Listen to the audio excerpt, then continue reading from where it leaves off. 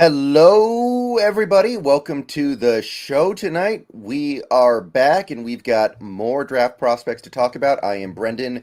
That is Brandon. And he has joined me once again because we have some offensive backfield things to go over for this upcoming draft. We have questions to answer, we have prospects to look at, and it's too big a job for one person. It's too big a job for one person. So we're pulling in a second person to help out here. How you doing tonight, Brandon? I'm doing wonderful, man. We got to talk about everybody's, sexiest position being the running back, right? That's the one that everybody always tends to, even though it's been devalued, even though I know the analytic heads tell us that it's not a big deal anymore, there's still those folks that always still have that very keen eye looking over at those running backs going, which one's kind of fun, which one's nice. Yeah, and quarterback's always fun to talk about, even though I think some of the wind has gone out of the sails of the Seahawks partaking in the quarterback class this year. Still always fun to talk about quarterbacks, I think.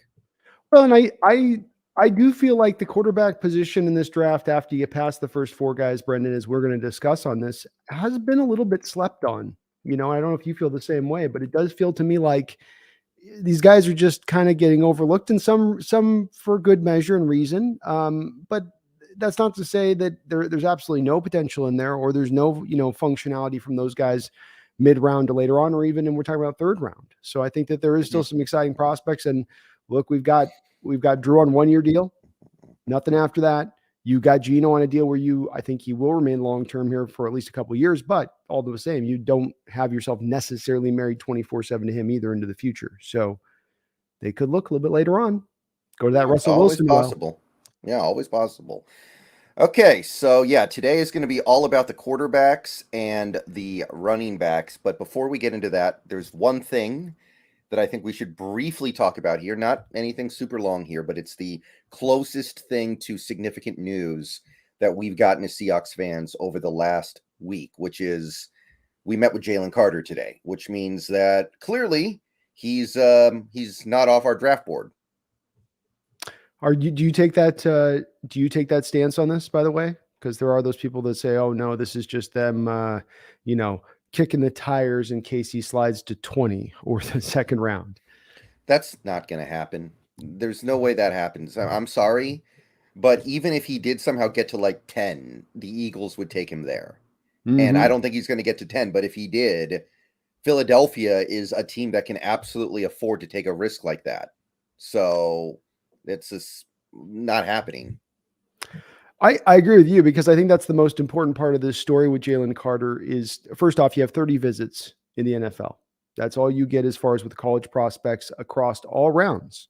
So Mm. when you usually want to use them, you want to use them to players that you are keenly interested in. I saw somebody was dropping a stat, Brendan, about this that, well, Seattle's only technically taken 10, 15% of the guys that they've met with individually. But that's kind of a skewed stat, right? Because it doesn't mean that they didn't want a lot of those guys, just meant they went off their boards and guys that they met as much as anything else. So it definitely signifies to me interest that you use one of those value firsthand kind of meeting situations to get the person in the room as they're wanting to do. I take it as well as true interest. Unlike the Anthony Richardson thing, where I think they're interested in Anthony potentially if he falls to 5, which we'll talk about, but the us jumping up to 3 thing to me felt completely like either us throwing the smoke screen out there and that kind of pushing out that, or Arizona, as they're trying to do right now. Like, Matt, I'm sure you're feeling the same thing. Like Arizona is like this desperate child, like, you sure you don't want to buy it? It's really good. Look at this pick. It's awesome. They're so psyched to try to offload that third round pick, and they're leaking stories right and left. Hey, Tennessee's trying to trade up. Oh, Seattle's going to maybe trade with us. I thought that was a smokescreen. This to me, and it's not that they wouldn't be interested in Anthony at 5, but Jalen, yeah, I think this is true interest. I don't think that they're just trying to play some game or do their due diligence. You said it right. I don't think he lasts past Chicago. And if he lasts past Chicago, I definitely don't think he's lasting past the Philadelphia Eagles. Fletcher Cox is probably not going to last more than a year there, and he'd be the perfect replacement for them long term. And that's what they do, is get out a year ahead of guys, right? That's what they did with the Jordan kid from Georgia last year. He is the eventual replacement now for Hargrave. So it would also fit to the type of what they do. But I'm glad to hear it, Brendan. I'm glad to hear that they didn't do this, broad brush, throw him off the board, bring him in, interview him, talk to him, discuss, pick his brain. Smart. And I hope he blows him away. And the point that they still then open the door back up to taking him because he's likely to be there. Yeah, and I mean, for all we know, he's going to be off the draft board after today because things didn't go well. But and I think it's really important that because some people have talked about it being a smokescreen as well. There's a big difference between going to a pro day where there are probably at least 10 players that you want to look at, and then taking a selfie with one of those players who happens to be a quarterback, and you using one of your top 30 visits on a player. Yeah. I agree the same way. You're having the guy come out to you. You're not. I don't think you just do that blindly on just for the hell of its sake. It's again because there's only 30. 30 sounds like a lot, but it's really not that much when you really consider all the rounds with all the prospects you could potentially want to target in the area of your pick. And so I think you have to be a little more precise and exact in who you want to really bring in. And I think you're right. It's going to really that interview, probably how he talks to them and what his answers are. It's probably going to determine a lot in what they do going forward. But all the same, still very good that I don't mind organization coming to the end result of saying, Brendan, this guy's a character risk. He's a problem child. We just don't want to sign up for that.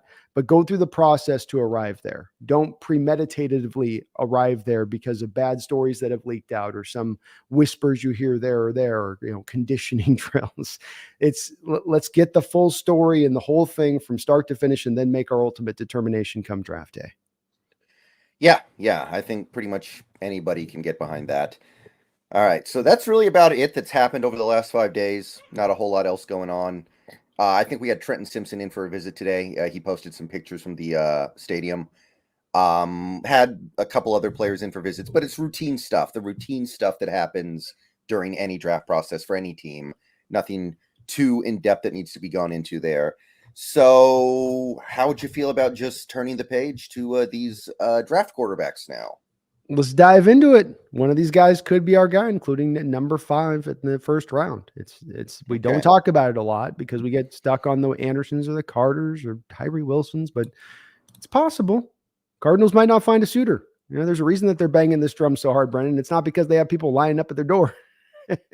There was a story from Schefter that they have 6 potential suitors, but leaked by who?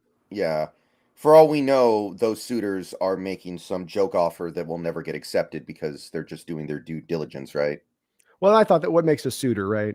Is a suitor a guy that's called and be like, are you guys right now trading? What are you guys generally looking for that pick? Well, we're looking for this and this and this. Oh, you just became a suitor. Yeah, I think it could be as easily as that. And one thing is about them trying to trade this pick, Brendan. There's so much media being talked about the Cardinals wanting to move that pick, needing to move that pick. It's the it brings up the old phrase that me does things they protest too much. Me does things you try to trade that pick too much, and you're maybe not going to get it done. But that leads the way to potentially then a quarterback looking us in the eye then at that pick. Okay. All right, so there's a pretty clear top 4 in this QB class, and these top 4 guys, we've talked about them a lot already. I know, like we've spent a lot of time on these guys, but let's still take some time to talk about these 4 very interesting, very different, very unique players.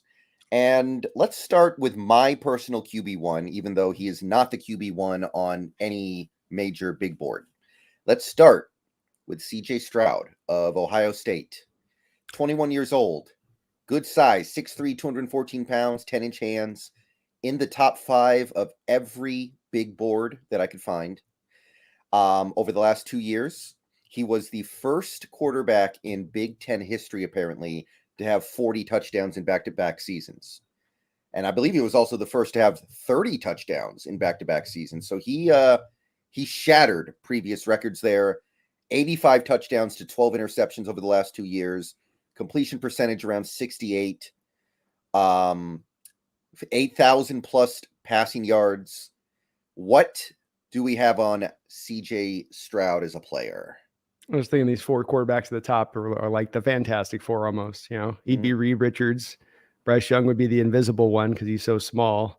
Will Levis would be the rock guy, right? Because of how he does what he does. And then Richardson would be Mr. the Flamo guy, wouldn't he? Doesn't that all fit? That kind of works. That kind of works. I'm going odd on you tonight to start throwing a curveball. CJ Stroud's a guy that is a guy that took a little bit of time and valuation, because you look at him at first and you go, okay, it's okay, it's all right, but it's a little bit more the depths of the details in what you watch and what he's doing. I've arrived at a place on my comp that I think is pretty actually close that it might look at first inspection on this one, which might look over the top and how can you dare do it towards a legend? But he looks to me in a lot of ways like Joe Montana in the way that he wins and goes about the game. And I think it's one where you can instantly have that revulsion to it, but also we've got to keep in mind with Montana that you have to think that a lot of his success did come from the fact, not a lot, but there were some that did come from having this in tremendous supporting cast. And that a Montana going to Buffalo over the course of his career is probably not the same Montana. And having Bill Walsh as the head coach and all of that. And it's not to take away from Montana's greatness. He was great, but it's to more point to the potential, I think, greatness that you could have with CJ Stroud if you put him in the right situation, because he throws on time. He can execute an offense. He can go through the reads on the offense. He throws with anticipation and pinpoint accuracy. He's going to put the ball right on the spot. And when I mean on the spot, there's some throws that are just ridiculous, Brendan. He throws from a wide field formation on one hash back across the field on a formation, another hash against Michigan. So it's a good defense. He's throwing it to his receiver, who's not really all that open, going wide hash to the far sideline. And he puts the ball in the only little tiny window of a spot he could. It's like a 15-yard gain, and the defender's just missing coming through there. And that's what reminds me about him with Montana is Montana's throws and the defender, go back and watch the tape. The defenders are always just, oh, the ball just went past. Oh, they were just almost there. Oh gosh, just right. And he knows how to just play within those small little territories of the position that really stands out to me. And it makes him, I think, the cleanest quarterback in this class for that reason. He's not badly mobile. He can move. He can navigate a pocket. He's very light on his feet. Again, reminding me of Montana, where when he's going through his reads, Brendan, those shoulders are turning through his reads. He's not doing that lazy thing where it's a little bit of just the head going through the reads. You're seeing him reset his throw every time on that throwing motion to get himself ready to go, which just speeds his release up, speeds his quickness up. Now he's got his accuracy on point because his mechanics are on point and he's throwing on time. So there's some dings here with him, but the plus parts far outweigh it. He deserves to be this top end prospect. The only negatives are he's just not a guy that's necessarily going to love playing under pressure a lot. You don't want to ask him to scramble. You don't want to ask him to be under duress. You're going to need to put an offensive line in front of him that can protect him like Ohio State did. They're turning out probably a first rounder and a second rounder in this draft. That's just at the edges. And they had Luke Wilper, a center, who's going to go in the second round of this draft. So he had a hell of an offensive line around him as well as receivers to really get it done. Yeah, I think that's a great way to sum it up. He's got a great arm, and the thing is, there's more to just a great arm than being able to throw the ball hard. There's also the aspect of, are you able to layer your throws to the situation? And that's the thing that stands out to me the most about CJ Stroud. He can make all those throws. He can make he can put touch on the ball and he can put zip on the ball. If he ran a 40, and I don't believe that he has, if he ran a 40, I think it would be somewhere around 4.7, if I had to guess. So he's definitely not immobile. It wouldn't shock me if he developed in the area of being able to play under pressure a little bit, because he is only 21. If you bench him for a year, it wouldn't shock me if he did improve at least some in those areas. Well, he did show it, and here's the thing about that. To your point on this, Brendan, sorry to interrupt you, but to your point on this, he was under duress a lot this year, so he wasn't always put in a lot of those situations to be tested like that, and he would have those moments where he would fail when it would pop up. He was really tested like that in the Georgia game, and he rose to the occasion. This is really what I think is going to cement his draft status as really the number one or number two guy in this draft, is because then he showed you, oh, look, I can operate off script.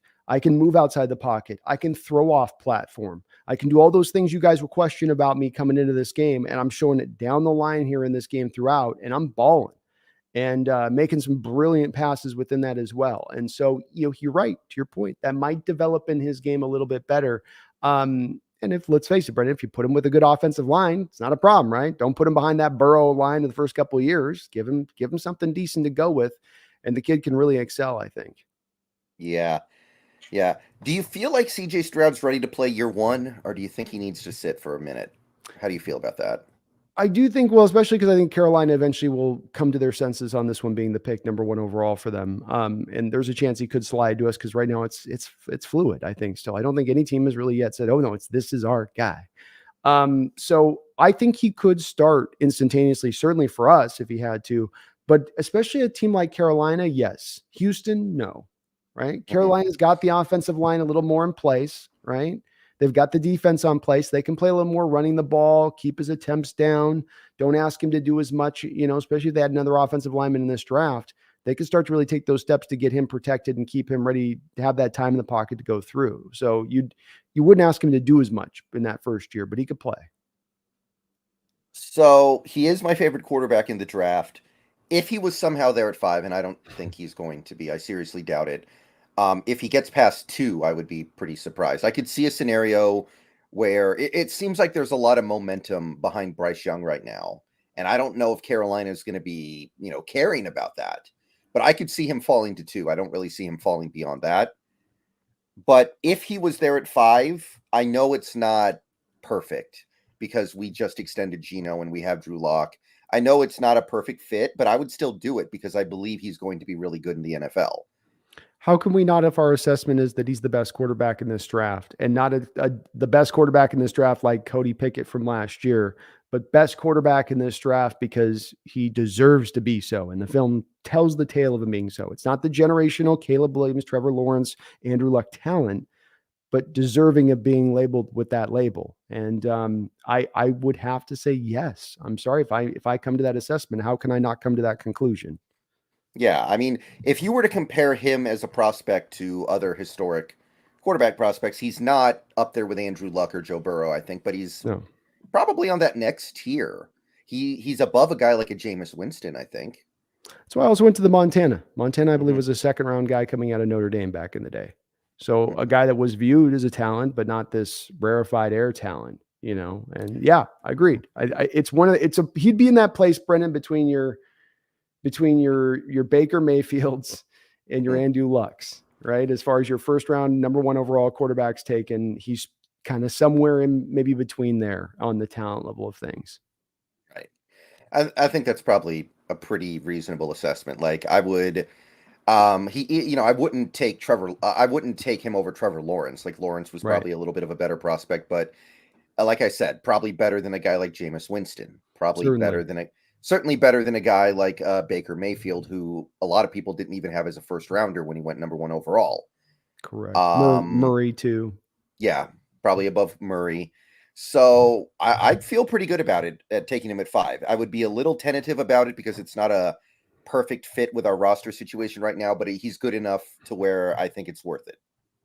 Agreed. I think he would. I won't be saying that I think about all these guys, but this is one where I wouldn't even be begrudgingly saying it. Like it's, you come out of a draft with the best quarterback and a guy's number 1 worthy of going overall at number 5. You kind of have to make that decision almost absent your quarterback position unless you have a Hall of Famer like right in the middle of his prime. Empower Code, thank you for the $10 super chat. Cheers to the best Hawk show out there. Should we try and trade up into the second/third? And how likely is it one or both of Fant plus Taylor to be traded? Appreciate you guys as always. I ran a mock last night, Brendan, where I had at the forefront of the mock, I moved Fant and I moved Taylor because I know you're worried about that money, and I'm worried about that money too that we got to still clear. I cleared the money off that books, opened the door to get Darnell Washington. I was getting Will Anderson in my mocks. That's what opened the door to then move Taylor for me, saving $1 million on Taylor in the deal. So you get out of that, collectively like 7 mil at that point. You pull back on the other side by moving that. And I'd love to be able to get in this draft, Brendan, back in that second, third, early third round territory. If we can package some of the back end picks to jump up a little bit, that would be, I think, advantageous for John Schneider in this particular draft. Yeah, yeah. I mean, Fant makes sense to me because of the money part of it. The Taylor thing, I'm not really seeing because there's just so little savings there. Like to me, if the team makes a move like this, it's going to be about the finances. Well, think of it. And Hold on. One other aspect though is like what in my scenario I did last night on my mock, and what I'm advocating is you move Taylor. Let's say you get maybe a second round pick, late second round pick from like a team like the Chiefs that probably needs a pass rusher, be playing out from ahead, not worry about his run deficiencies as much. Maybe you can get their late second round pick. So, when you run these mocks, Brendan, the real key question to come down to me on this is this: when it comes down, if you get Will Anderson on the front end, you've got now a log jam off your edges first and foremost. So let's consider that. Then the other aspect of that is, let's say you're in that late second round pick mode, and you could add that late second round pick cumulatively, even if it's not Taylor. Let's say it's that you package the Fant pick with the Taylor, pick to get up into that second round. So what would you rather have? Taylor as the fourth edge rusher on your team, or Keanu Benton? Taylor is the fourth edge rusher on your team, or Deion Henley? yeah, I mean, if there really would be a second round pick on the table for Taylor, that is interesting. I'm dubious of that. I have to Well, okay, admit. so even if you're dubious, let's go this. I take I'll definitely get a late third from Kansas City or a team like that for him. I don't think that's out of the control to say I'd get that. I get a fourth round pick back for Fant. So I can't take that third, fourth round pick to then get back up. Yeah, that's not bad. I mean, you are creating more holes though. Like Fant is going to be hard to replace. Even though he didn't play amazing last year, still going to be hard to replace a guy like a Noah Fant who is going to give you 50 catches. And right now behind him, you have a tight end that can't stay healthy, and Colby Parkinson, who is likable enough but has one half decent season. Like you better make sure you get a tight end that you really like in the draft. Well, that's where in my mock draft, this opened the door up for me to then go after Darnell Washington. Mm-hmm. So, but look, it doesn't have to just be Darnell Washington. It's not like Darnell or Bus. Michael Mayer, Dalton Kincaid, Laporta. We'll go over these at a future date on these guys, but they're all functional tight ends who could come in as a third tight end now because you just move up everybody on the chart a little bit. They come in as the developmental guy. If you couldn't if you got a Darnell Washington, Brendan, you've now upgraded the position to do so. You've moved it up over what Fant was. But let's just say you're trying to just maintain that with some of these other moves you're making to bring in and not take a step backwards at the tight end position like you're kind of talking about. That's where I would be okay with doing it, because I come back to again both with Taylor and Fant. They're not necessarily really in our long-term plans here. Both of those guys are kind of short-term situations. And if I got Taylor as the fourth guy in the rotation, it's nice to have, but it's kind of a convenient thing to have versus going and being able to package picks to get another guy on that defensive line to round it out, or to get the middle linebacker to give us some insurance for Bush and Wagner this upcoming season. But it was just the way I was kind of looking at it. Yeah. I mean, like we've said, something is going to happen here to free up a little bit of money. I don't know what it is yet. Something has to happen, kind of. And as you said, there's not a lot of methods to get this done. Right. Henry Mars, thank you for the $2. Number 5 top defensive baller, number 20 top offensive baller. I mean, I wonder who that top offensive baller is at 20. Looking at the big boards, it could be Darnell Washington. Could be Darnell Skoronski. I don't think he gets past like the Bears. Yeah, I mean, I don't think Skoronski about the Bear. I don't think Jack Njigba gets past top 15 at this point. He seems to be now the one receiver that'll probably go in the first round based on the reports we're reading. So who is the next guy? Schmitz, Darnell. Yeah, if we take Schmitz at 20, Bijan. Bijan's not going to get past 15, I don't think. If he does, though, that's actually really good. But you're just going to have to see how the board falls on the draft day at the end of the day, right? Like, would you take Bijan at 20? Oh, yeah, I think so. Okay. You're not going to be one of the hand wringers out there clutching the pearls? At 20, it's fine. There's nothing wrong with that. Guys have that hyperventilating. A running back at 20. Yeah. Okay. So, I mean, it's not a bad idea, but it just depends on how the draft board falls on draft day. For all we know, maybe when it actually gets to the draft day, every GM is going to chicken out and be like, we can't take a running back in the top half of the first. And then he is there. That could happen. It very well could. I mean, it seems like there's nobody in the top 10 is necessarily circled around him at this point that you've heard. And we're getting closer and closer to where we're starting to hear things get a little more connected with teams. And we haven't heard that. Maybe it'll start to heat up here another week down the line, Brendan. But it's been quiet with Bijan about where exactly he will go. The Cowboys out at 26. are going to be a team I think that looks to definitely maybe move up if he does slide. That would be a team. If you're talking about wanting to get 20 with us, 20 to 26, they might give us a little bit of a haul. They go up there and get Bijan. He's a Texan now. He's a Longhorn. He needs to be a Cowboy. That's what Jerry would say. Didn't really think about stuff like that, but yeah, maybe. They lost Zeke, and they only got that kid there now. You know, he broke his fibula or whatever, right? Yeah, coming off the fibula break, and he's on a franchise tag, so not a long-term situation there either with him. Right. Okay, so that was one quarterback. This next quarterback is every big board has him as the top quarterback. Every big board that I see, he's the number one player on the aggregate. He is the king of mock draft season right now. We got Bryce Young here, Alabama Crimson Tide, 22 years old, 5'10", 204 pounds, supposedly. Yeah. Check his pockets, Brendan. Yeah. 2 seasons of really good production at Alabama, although it was noticeably much better in 2021 than 2022.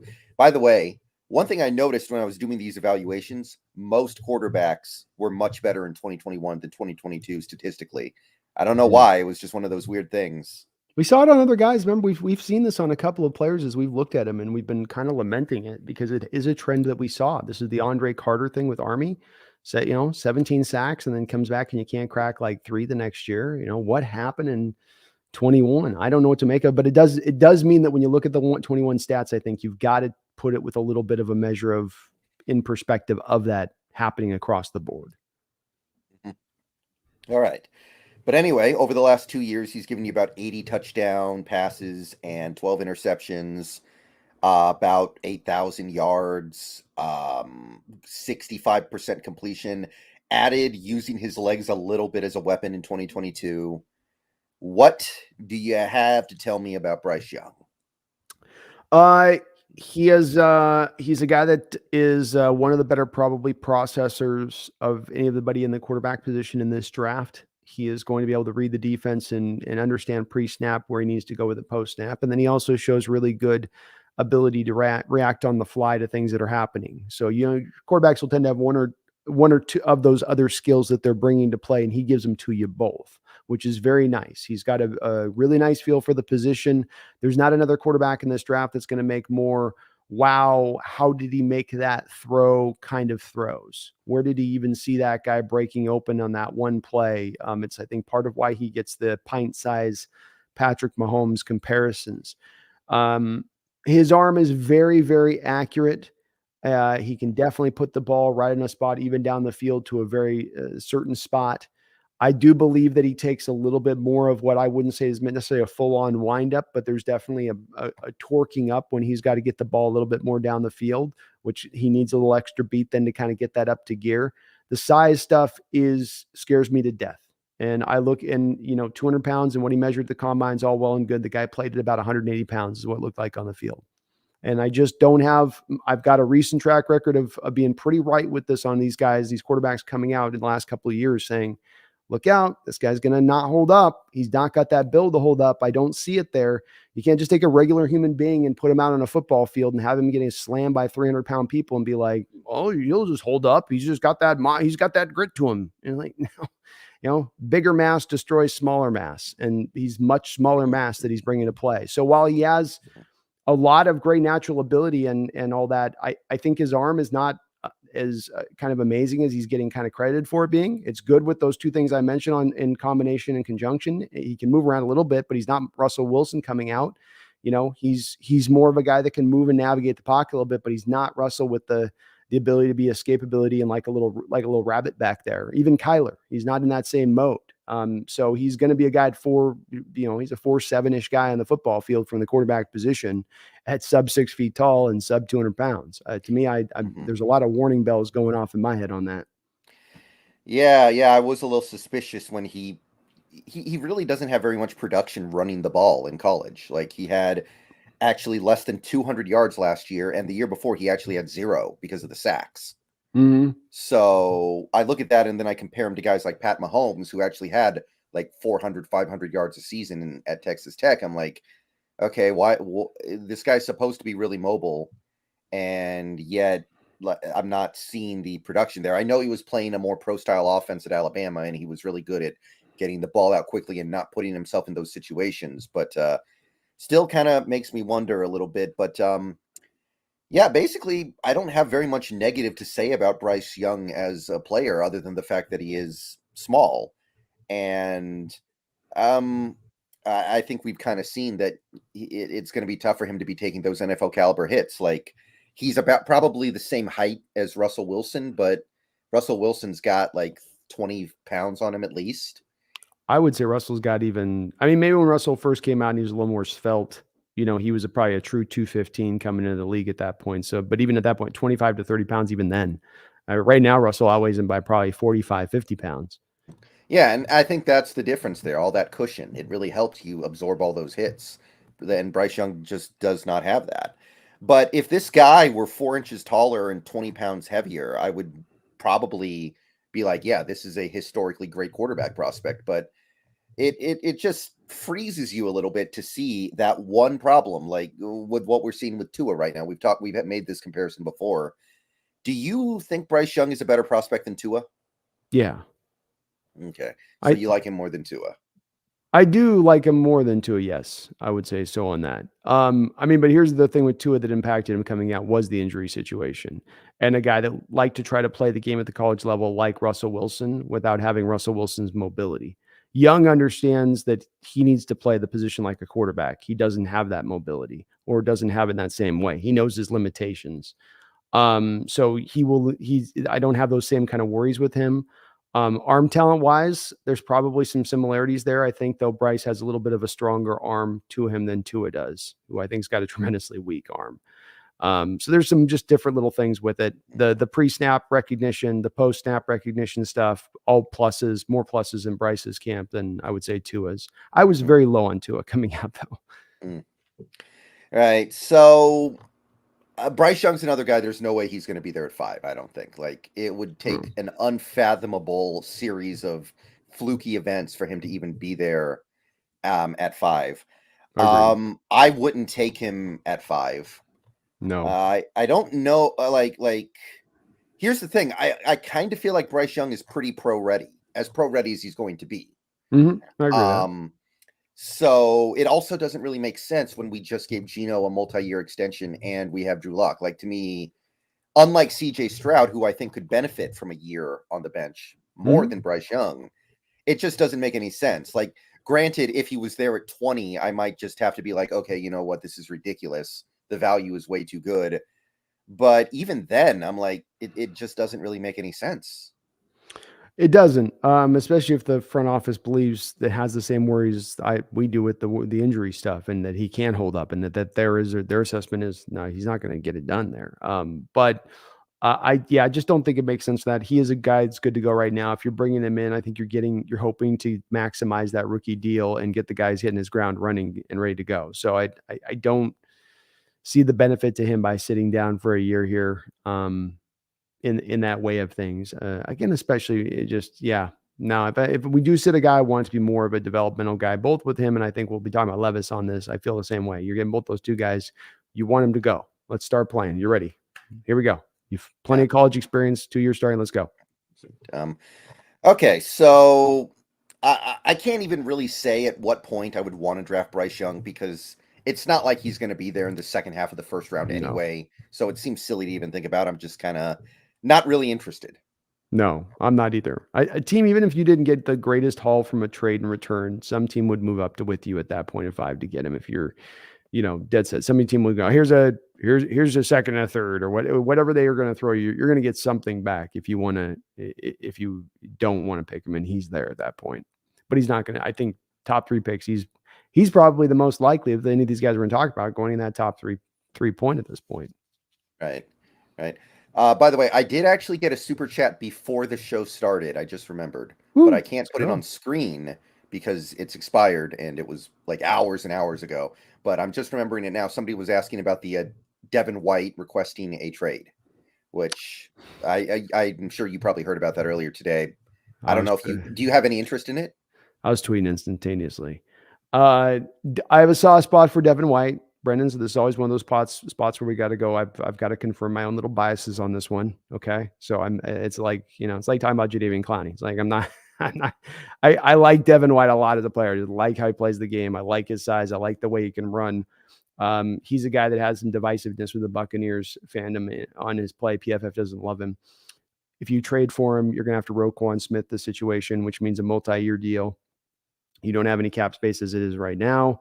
There's middle linebackers in the second round, which is what you'd have to give up minimum to get him, that you could get in here for cheap, who might give you equivalent level of play. So, everything on this is probably you don't go out there and do it, but I do love him a lot as a player, and he'd bring a big physical presence to the middle with Bobby down there. But I understand and acknowledge that there's too many indications on this why it wouldn't make it enough sense.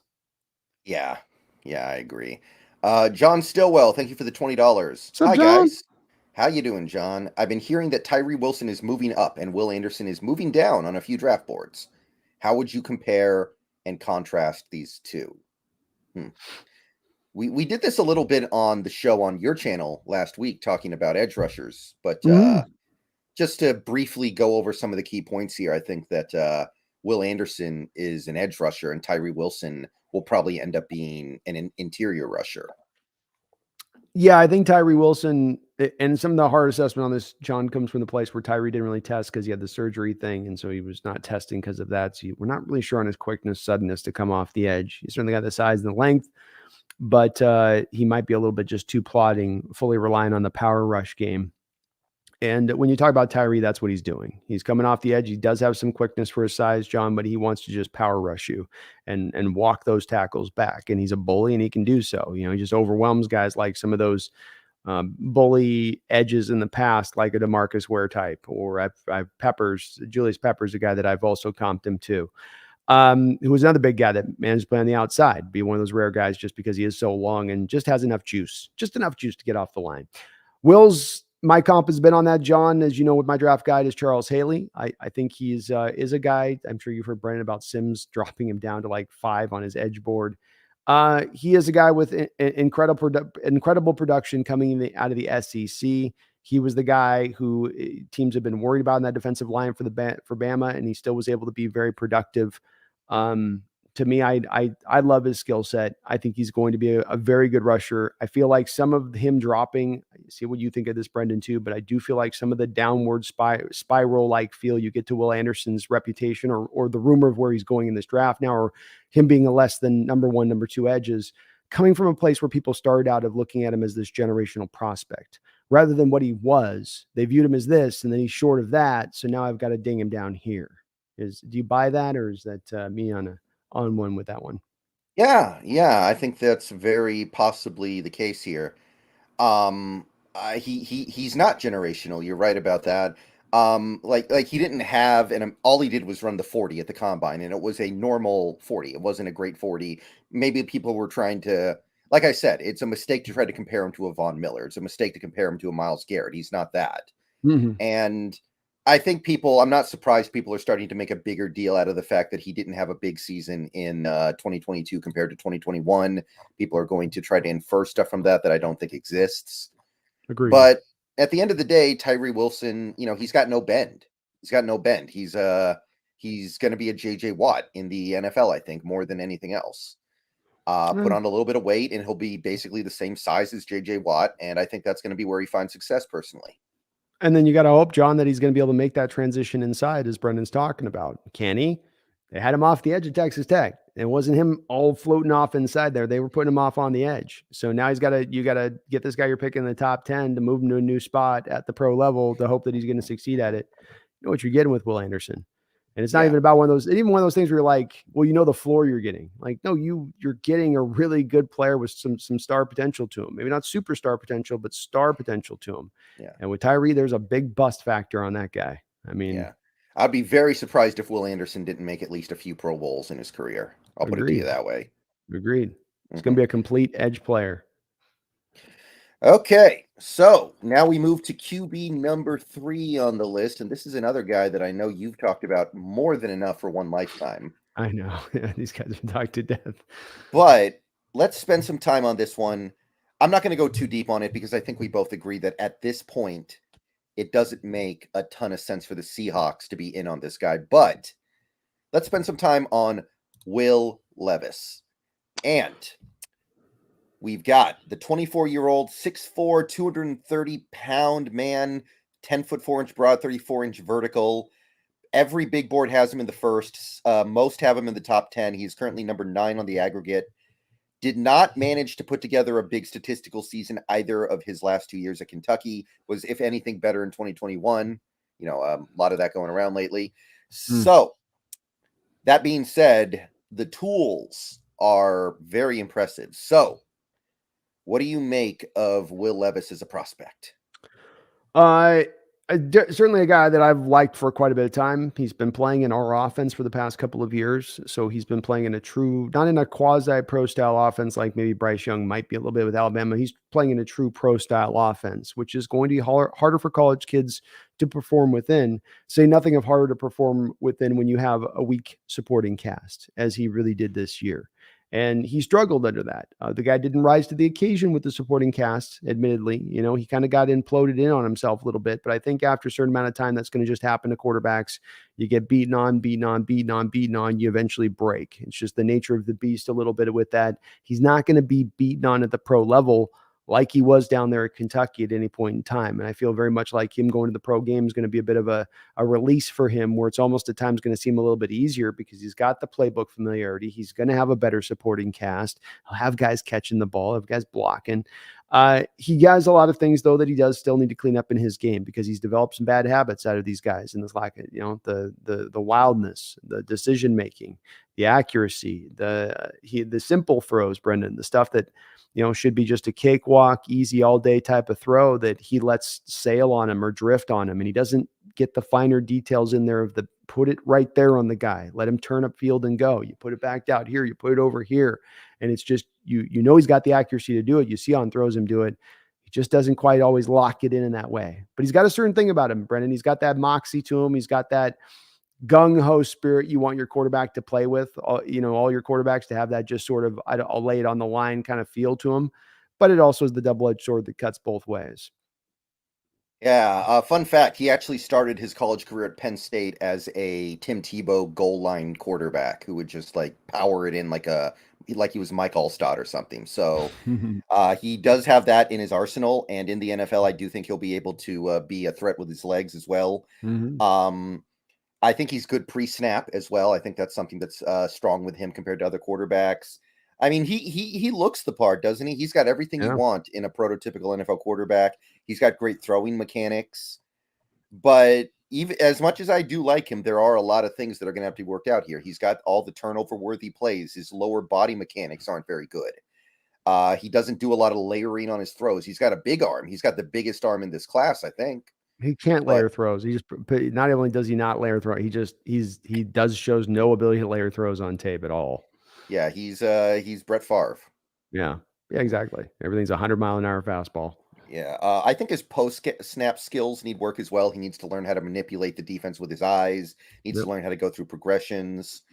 So he's I don't know if he's toolsier than Anthony Richardson, but he might be. He's got incredible tools. It's just going to take a while. I would probably do it at 5 if we didn't have Geno on this multi-year deal. But it just doesn't make sense anymore. I don't think we're going to sit him and then he's going to start when he's 26 years old. That doesn't make any sense. He spotted this. He's an older prospect here. So you're talking about sitting an older prospect. It just doesn't make sense to do that when you get these quarterbacks. So I'm in the same place you are. I don't have anything really further to add on top of that because that's just where I'm at with it. If you didn't have Geno here, okay, it makes some sense. Maybe you have Locke here. Maybe that makes it make less sense. So just you want the guy developing sit on the bench if he needs to sit on the bench, not to do so. The kid's been playing with a pro playbook. Yes, he's got to clean things up. He can do that on the fly, especially if you restrict him and limit him down on his number of attempts and what you're asking him to do within the offense. Right. I do think he'll be good in the NFL, by the way. I want to go on the record now and say that. I agree. I like that. I think he's going to be good, Brendan, but I do think where his landing spot's going to matter. If he goes to the Raiders, all bets may be off. If he goes to a team that's got, a decent setup around him to be put in a successful position, then I think he definitely has. I would expect him to be a good player then. Yes. All right. So we're both believers, but it just doesn't really make sense for us anymore. Just doesn't make any sense anymore. Oh, well. Okay, so now we have the final of the four horsemen of this quarterback class. And this one is fun. This one's a lot of fun, although it could end up being fun for all the wrong reasons. Oh, yeah. Could go either way. I'm talking about Anthony Richardson of the Florida Gators. This is a 21-year-old, size of Cam Newton, speed of Lamar Jackson. I'm not even really exaggerating that much when I say that, by the way. 6'4", 244, 4'4", 340, one of the fastest 40s ever by any quarterback in combine history. Jumped out of the building, is now a first rounder on every big board, and is number 4 on the aggregate. Only has 1 year of starting experience, and 2,500 yards, 17 touchdowns, 9 interceptions, 54% completion. Did add 650 yards on with his legs. So obviously this is a guy we've talked about more than enough over the last couple months as well. But let's say what needs to be said about Anthony Richardson here. Well, definitely he's the rawest of the four horsemen. You know, he's riding without a saddle and he's just holding on to the mane at this point. He's going as fast as he can. So you got a guy that needs some time to develop. He does really, in my opinion, need to probably sit at least 1 year and probably 2 years, as hard as that is for certain fan bases to swallow. That's probably should be the case with him. I don't think he's quite as sudden as Lamar, but he's close. Like you said, he's definitely a couple inches, I think. Sure. I think Cam was legit 6'6". This kid's 6'4". So there's a couple inches less, but I think that it's close enough. Both of the comparisons are close enough to a degree. He's giving you that insane ability as a runner, on top of whatever he gives you as a passer. As a passer, though he is raw, he's not your typical raw, Brendan, which is you have your scrambling quarterback who wants to be a one-read guy and then usually leave the pocket, or I'm under a little bit of pressure, leave the pocket. He's a type of guy that's trying to work on some quarterback skills that give me a lot of faith for him in the long term. And you watch him on tape with the eye manipulation, moving a safety off of a spot so he can come back to the throw to that spot with just his eye manipulation, getting him to go to a different place by reading his eyes. He does that over and over and over on tape. You see him doing it at times. There's one snap he does it that I watched with him, Brendan, where he does it on tape and he's able to slide up in the pocket as his right tackle's been cleanly beat around his edge. So he's not only manipulating, but he's stepping up into the pocket, which is the other thing I love with him is he climbs the pocket, still looking to throw, still looking to try to work the ball down the football field. All things you don't normally see from these scrambling quarterbacks. They tend to really lean into that scrambling nature, which then restricts them in their growth as a quarterback overall. He's already starting to grow himself, which gives me a lot more confidence that he's going to get there down the road because he's already working on it. It's like the whole Russell thing, why Russell wasn't really ever working on those advanced skills. That's why suddenly when the physical skill set started to erode, he didn't have that big brain advanced stuff to fall back on. You got to start work on it from a young age, and it takes time to eventually kind of master it and get really good at it. But this kid's already working on it, man. I love his upside. And I would probably jump on him at 5 if he was there. If we're not going to take a Carver, we're going to take an Anderson, and you can't trade back. You wait a couple years, you might walk out of this draft with the best quarterback in this draft that you're sitting on. Yeah, I mean that stuff you said about the way he goes through progressions, the way he keeps his eyes up when he's running, is all really good. That's definitely promising. That's encouraging, especially because last year he was 20 years old and it was his first year in the first year starting. It's really hard for me to take this pure project at 5. I mean, there was a time when I looked at Anthony Richardson, I was like, well, what's the difference with him and Malik Willis? Malik Willis was basically in the same boat, and look what happened to his draft stock. After the combine, I was like, okay, this is definitely different than Malik Willis. This is a much more high potential prospect. So I at least kind of got off of that. I will admit it makes sense, right? Because this is a guy who needs to sit for 2 years. We've got Geno for the next few years at least. So this is tough, man. This is really tough for me. Oh, man. I just think the Malik, I've heard the Malik comp raised a couple times. I just can't get on board with it. Malik is at least a couple inches shorter than this guy. Malik was playing against a level of competition at Liberty that was nowhere close to the level of competition that Richardson was playing with last year. I believe Malik did have a couple of years of starting experience in college prior to coming to the pros. When I talk about that eye manipulation stuff or climbing the pocket, not bailing out, That was Malik Willis when you watched his tape. He Mm-hmm. was not a multi-read quarterback. He was not a climb the pocket, keep your eyes up kind of guy. He didn't have the height to do it, quite frankly. That was one of the limitations of his game. I think that it's just kind of an apples and oranges situation. There is risk here. Don't make no mistake. I agree with you there. This is a huge bust risk of any of these quarterbacks at the top of this draft. And with Levis, to me, it's really based on the landing zone as much as they'll clean him up, right? They'll fix him. The pro game will fix him as much as he needs to at least be a functional Kirk Cousins kind of guy with some mobility, I guess. But with this kid, there is more of the bust factor. I'll give you that. But I just can't get on board with some of the Lamar Jackson comparison. He's way more of a free and easier thrower. He's got a stronger arm than Lamar. He's more accurate. He can throw with more anticipation.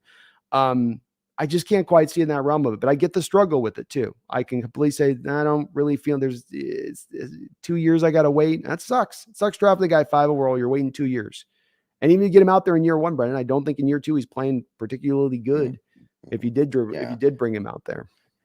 I mean, I don't mind waiting, but I'd like to have a little bit more of a sure thing. Like, if Anthony Richardson's there at 5, then so is Christian Gonzalez. He's going to be there at 5. So is somebody like Tyree Wilson. I might rather have both of those guys. Mm-hmm. So, I agree. We'll say that than Jalen Carter, Will Anderson, right? Yeah, like even if Jalen Carter and Will Anderson are gone, which those are kind of the dream for a lot of Seahawks fans, I think one of those two guys. But like, would I really rather have Anthony Richardson than a guy who I know is going to be like an incredible, like pretty much a perfect cornerback prospect? Which what if you're committing to give Richardson 5 touches a game at the quarterback position, running read option stuff? Is that really going to like tilt games? I guess it could. It could tilt 1 or 2 games over the course of the year. I don't know. I don't have a good answer on that one. I just ask because that could be maybe a bit that could add a little bit of a cherry value to this pick in the waiting while we have to lie and wait. Yeah, I don't think I would hate taking him at 5, but there's no way you're going to get me on board with it until I see him actually playing well, which won't be for a few years. Like, you're not going to get me to feel good about it until... Like, I understand, this is probably the most talented quarterback ever. Like in terms of his tools, he's probably the most talented quarterback of all time. He's huge. He's fast. He's got great acceleration. He's got a massive arm. Like, he's got all the tools you could ever want. Mm-hmm. Oh, man. Yeah, I'm not going to hate it if we take him at 5. I'll say that. That's about the best I can say right now. Yeah. It's not at the top of my list of what I want to do, Brendan. There's other guys, like you said, there's other ways I'm in more of a go for it mode at this point in where we're at with signing Geno and want to do this. And this would be more about a move for the future. So, somebody also mentioned to me that this also could be a thing though, that happens where they make this pick. Brendan, do you buy this, that it adds value to the team if the team's going to be for sale? I mean, Russell Wilson reportedly added $500 million to the Broncos sale by his addition to that franchise. I mean, are the decision makers for this team thinking about things like that? Do Pete and John care about stuff like that? I doubt it. Can Jody override him on? I don't know. Maybe. I wouldn't think so. But it was brought up. I thought it was interesting. Yeah. All right. So that's the big 4. Those are the 4 quarterbacks that are definitely going to go round 1, I think. I think that's a pretty fair assessment. We only have a couple of guys who are likely to go round 2, I think. As of right now, on the aggregate, there are only 2. Mm-hmm. So let's talk about this first one here. And this one, I think, is pretty much guaranteed to go sometime in day 2. Round 2 or round 3. I don't know which one, but I think he's going to go there. It is Hendon Hooker of the Tennessee Volunteers. Going to be 25 years old week 1. A little bit on the older side. Good size, 6'3", 217 pounds, 33-inch arms. So he's got prototypical size, big boards. Some have him in the 2nd, some have him in the 3rd, basically. Right now, the aggregate has him at 44, so mid-2nd. Over the last 2 years, he's been an incredible mix of accuracy, efficiency, low turnovers, high production, and running. He's ran for over 1,000 yards the last 2 years combined, 68.5% completion, 6,000 passing yards, 58 touchdowns, 5 interceptions. So the guy has a lot of stuff that you like, but he also has a lot of stuff you don't like. So what's your stance on Hendon Hooker? I thought of all the quarterbacks this past year, he took the one that took the true step forward in his development of his game in a lot of tangible ways that you could both see, and then just in his overall raising the level of his team with him, where he's almost on the Heisman-like run at one point in time through a good part of this year. I thought his arm strength got stronger this year. I thought his mechanics got cleaner. His lower half got a little quieter, not so much spazzy. He was making pro throws. He's not doing an NFL offense there, but he's making pro throws where there's a lot of pushing the ball down the field and having to hit those accurate throws. And he was as good as anybody in college football last year, I think, about hitting those throws and hitting it with some arm strength. We'll be talking about some later round guys here that have really arm strength limitations, and he does not. He can make every NFL throw you need to. He worries me a little bit in that I put down in my notes when I was originally scouting him before he had the injury of there's something a little, and this was even going back to last year looking at him, just something weird about him as an athlete, where he's just got, and I can't explain it in the right way on this, Brendan, so maybe this doesn't make sense the way I'm explaining, but it's like his arms and limbs are all moving in different directions when he's scrambling. You know what I mean? Like this arm's over here and the ball's over here, but then he wants to go back, and then his mind's trying to tell him go here, but go there, but go here, rather than him just making a choice and going on his scramble. And it worried me a little bit because he's so kind of spastic with that. And if you watch the torn ACL, for instance, it occurs in the open field where he's untouched. It's not a guy rolling up on him. It's him out there doing that foot thing that he does where he's like, puts the foot down, but then he kind of like he's changing his mind, but then his arm's over here, but then his head's over here, and he tears the ACL. He kind of worries me a little bit as just a fluid athlete. He's fast, he's quick, he can move, he's got the plus mobility when he wants the ACL, I think, heals. But there's a little bit of a concern with me on him long term in that. Yeah. I mean, he seems like a cool. I'm rooting for him when he gets to the NFL. He seems like a cool dude. I like the fact that he was so productive with his legs. I know he's not the fastest guy in the world, but he was able to carve out over 1,000 rushing yards over the last 2 years. He's got a good arm. He can make all the throws. He's got great footwork. I think his size will allow him to survive in the NFL, taking hits at least on that level. Mm-hmm. But I will say, before he got hurt, people were putting him in like the top 10. I think they were getting a little ahead of themselves, maybe. Yeah. I could have seen it in the first round though, Yeah. but after the injury, I'm just kind of like, okay, that's another knock against him now, because I have to add that to the fact that he ran this super simple offense in college. It's not going to work in the NFL.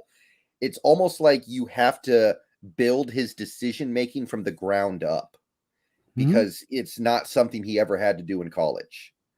No, he's running the bit of the kitschy college offense. It was asking him a little more to push the ball down the field than some of the spread concept, bubble screen stuff you get with some of these other offenses. But nonetheless, your point still stands. You're going to need to have him have some developmental time as an older prospect with a torn ACL.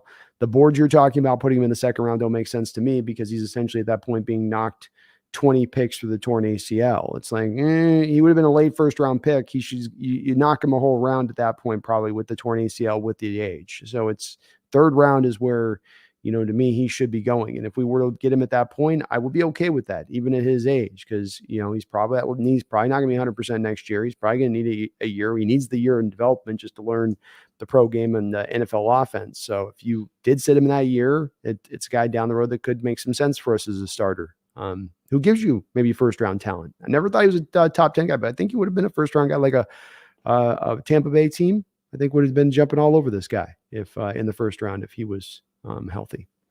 Right.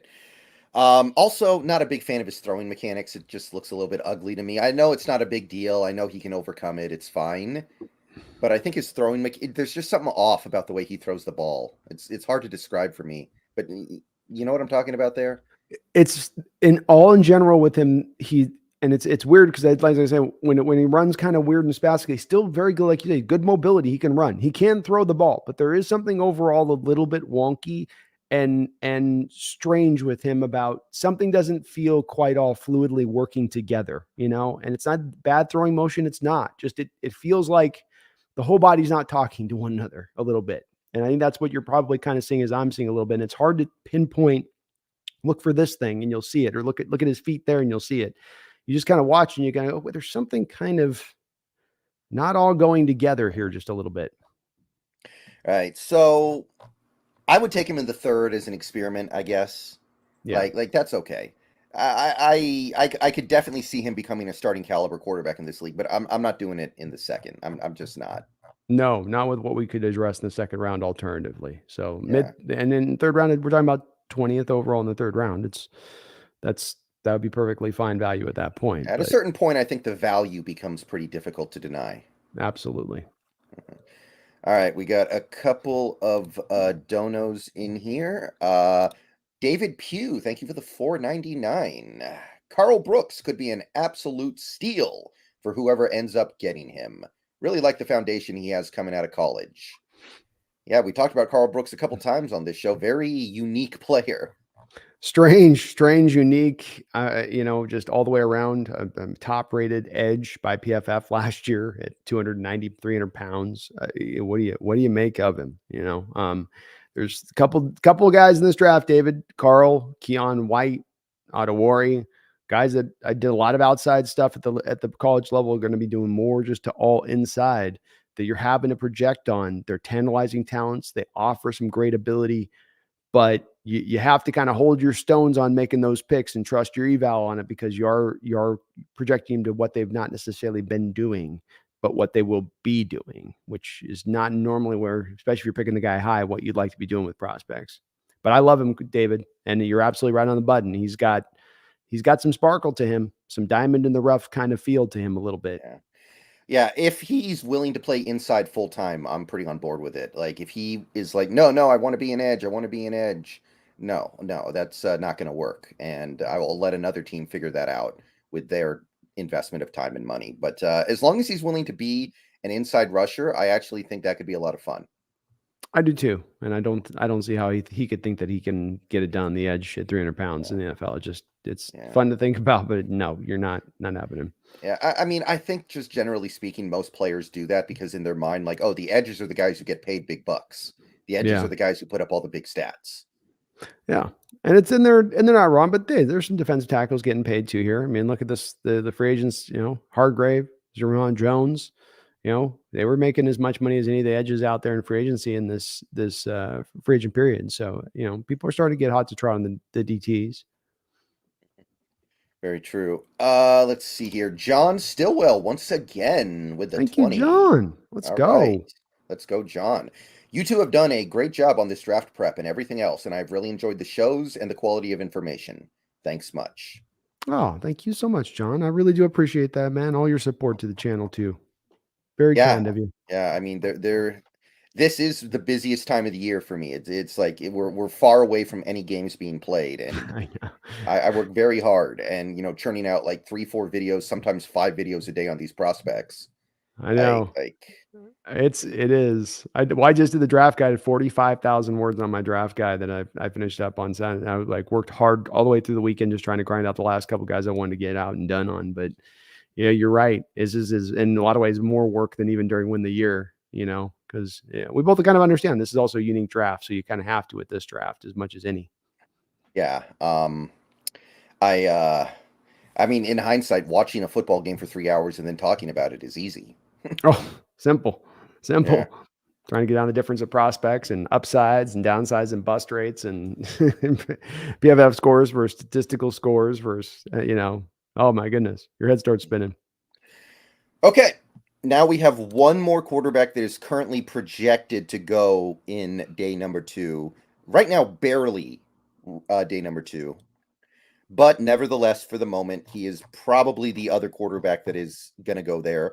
It's Tanner McKee of the Stanford Cardinal. So 23 years old. He's big, 6'6", 231 pounds. So he looks like a quarterback. 33-inch arms. Combine was kind of, we learned he's not much of an athlete, but we already knew that, right? We watched him play. We know what's going on here. Yeah. The big board that likes him the most by far is PFF. They have him in the early second.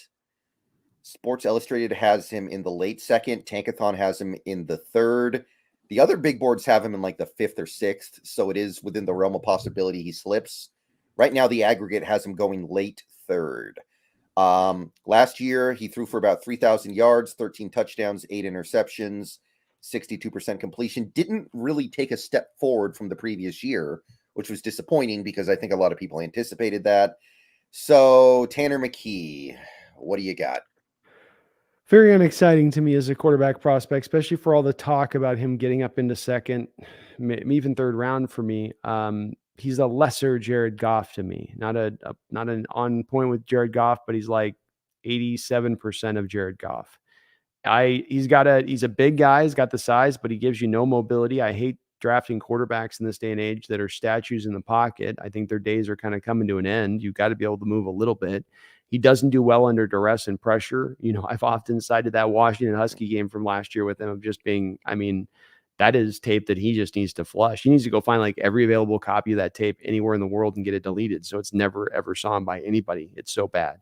He's got a long windup. It's not even that it's not a long windup, but it's a slow windup. So it's like the Titanic moved faster than his release.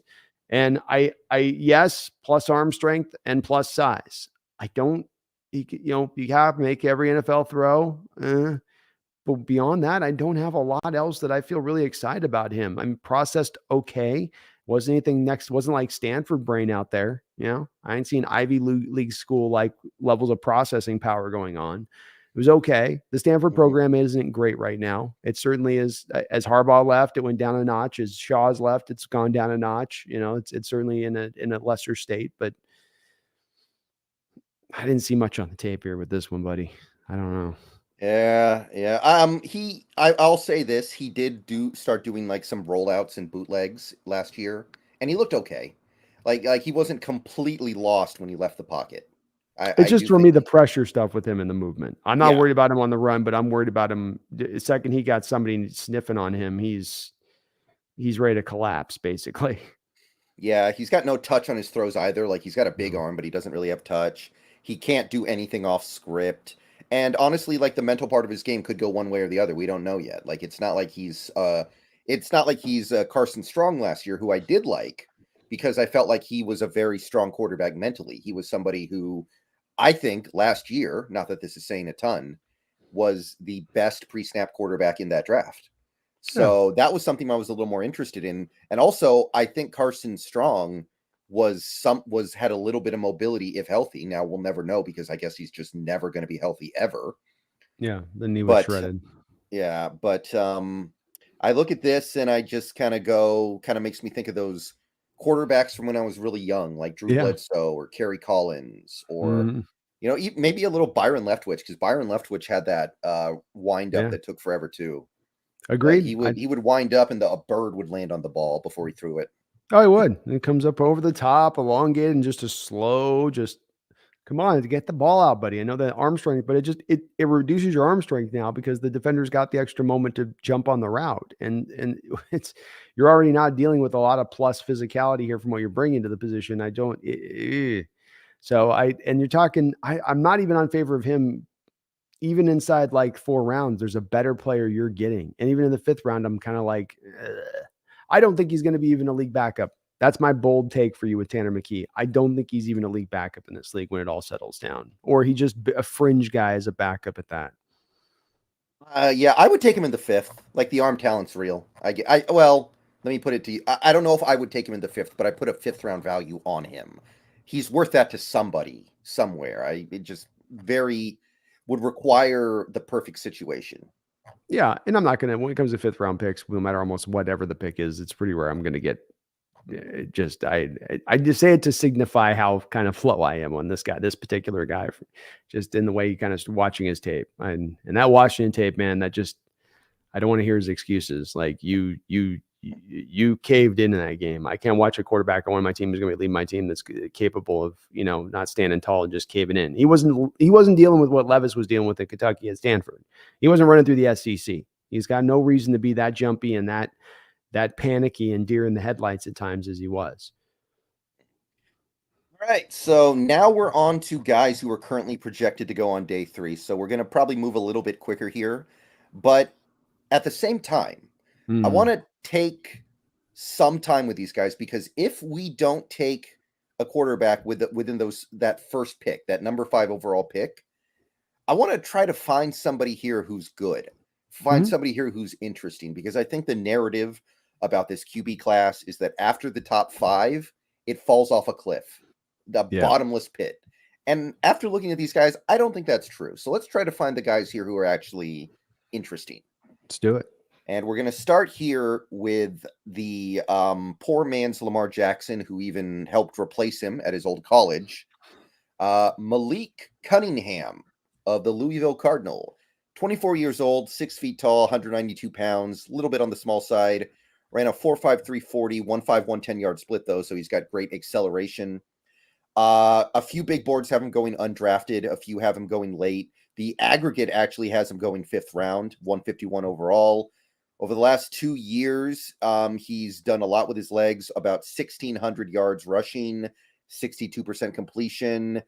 Last year, he kind of took a step back. I think he missed a few games because of an injury, only had 1,600 passing yards, 8 touchdowns, 5 interceptions. The year before, he was better, had 3,000 passing yards and 1,000 rushing yards. So definitely a dual threat here, but will it work in the NFL? Sadly, I find myself in the UDFA territory with Malik Cunningham. He does, to me, I think, look more Lamar-like than even Anthony Richardson does. For all good and bad, he's not Lamar as a runner, but the Lamar issues you have in throwing the ball, not looking like a natural thrower of the football, not accurate, not necessarily having a lot of arm strength. Accuracy wanes even more when he's throwing on the run. Certainly a mobile guy and a suddenly mobile guy. That's like why I want to make the Lamar comparison. He's got that stop, start, get back up to full speed instantaneously kind of thing to his game that Lamar's got. That I don't think there's another quarterback. Maybe DTR's got that a little bit in his game in here in this draft, and obviously Richardson. But he's unique there. But he can't make any of the NFL throws you're going to have him to need to make. He's just not accurate. I watched him out at the Senior Bowl, and it wasn't he wasn't jumping forward. And what you're seeing from the limitations on tape showed his limitations there. I don't think that they're improving anytime soon. Yeah, like he's another guy. His throwing motion just looks a little bit weird. It looks like he's shoving the ball forward. Yeah. He's not accurate. He's not good in the pocket. Like he's somebody who needs to leave the pocket pretty much every play. It seems like. Doesn't seem like he's very good at reading defenses. Also, not that this is a knock, but watching him play at Louisville and then seeing his 4.53 40, like 4.53 is good, but it's not anywhere near what Lamar did. Lamar was like a 4.35 guy probably coming out of college, right? So it's not going to work the same way. I do kind of feel like he might end up like an Antoine Randall L or a Drew Bennett in the NFL. Maybe he moves to receiver who can do trick plays. Maybe. I mean, there's a possibility there. You end up making him into a slot, 1.51 10-yard split. So he's got that, suddenness you'd look from that. 6 feet tall. So he's got a little bit of that, but it's possible. I certainly don't think he's got a future at the quarterback position unless you're looking at having him back up a Jalen Hurts and you're going to come here and run the Jalen Hurts offense of read option, one look, one read, simplified stuff down the line kind of thing. But even that, I don't think that he's functional enough as a passer to pull that off. Yeah. I would be okay taking him in the 5th round and then moving him to receiver and then doing the trick plays. That would be fun. That would be fun. I'm UDFA all the way with him on that one. You're UDFA? Yeah. I mean, once you get down to that part of the draft, it's kind of like everything's kind of like whatever. But yeah, I mean, you're definitely not drafting him to be a quarterback at the end of the day. No, I don't think you are. I don't think he sets as a backup even in this league. Just you have to have some kind of set of arm talent to get that done. Yeah, already 24 years old, by the way. Usually these athletic guys tend to be like much younger. Yeah, they do. They come out. Yeah, that's tough. Kevin Mullen, thank you for the 199 super chat. I'm late. How do we subscribe, like both channels? Well, we're going to do another show later this week on the Hawks Nest channel, so make sure you're there as well. That's basically, go sub to him to make sure you're alerted. Like, you might forget. That's right. YouTube reminds you. Hawks Nest on one, Seahawks Brendan Nelson. Just get subbed up to both. We're good. Yep. Thank you, Kevin. Appreciate that. Appreciate you, Kevin. Mm-hmm. Okay, next up we have another somewhat older quarterback, but very, very different. In fact, maybe the exact opposite of Malik Cunningham. We've got Aiden O'Connell of the Purdue Boilermakers. 24 years old, like I said. A little bit on the bigger side, 6'3", 213 pounds. Some big boards have him in the 6th. Some have him in the 5th. The one big board that really likes him is Sports Illustrated. They have him in the 4th. Aggregate has him in the 5th. Over the last 2 years, he's thrown for over 7,000 yards, 50 touchdowns, a lot of interceptions, though, 24 picks, high completion percentage, averaging about a 67, 68%. No threat with his legs, though. He's got negative 200 rushing yards over the last 2 years. And yes, by the way, that's because college counts sacks as rushing plays, which they really should stop doing. That's ridiculous. What do you got on Aiden O'Connell? He's an anticipatory thrower of the football, and he has to be so by necessity, because he's going to be like what a lot of these guys are in the later rounds, where he is very deficient from the arm strength side of things. He's not going to be able to push the ball up the field. His accuracy deep down the field was putrid, to put it kindly. But as you said, he is highly productive. He does have a very accurate arm. He processes really well, throws with that great anticipation where he can put it to a pinpoint spot to where he knows his man is going to be. All really nice things that you like from the quarterback position. I don't like his mustache. That's he's got that 70s Orno stash, you know what I mean? Where you're just like, dude, just shave it off. It's like peach fuzz. It's a bad look on the quarterback. You just can't have it. But no mobility, heavy, slow, plodding type feet. Just can't pick him up and put him down. So I don't mean to be another, Xer here a little bit, but another guy that means the UDFA guy. I can pick a quarterback in later rounds. We're going to talk a couple of these guys that can be arm strength limited, that are anticipatory throwers, that are accuracy guys, short, can't push it down the field. But then you can't be slow and plodding on top of that. You can't go with both of those two. You can have one or the other that you're missing, but you got to be a draftable quarterback in this league. You got to be able to bring something to play on that. You got no arm talent, no ability to be very mobile. You're going to rely on moxie and your dancing skills like Brady within a 3-foot range. That I'm not buying it. Yeah, he's just got no real upside.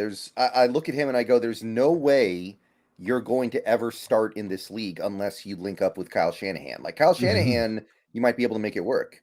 You go to the 49ers right now and you just throw screen passes and dump offs and check downs.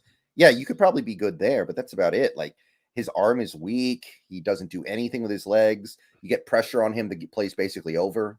Like he may as well play flag football, because as soon as you get to him, the play's over.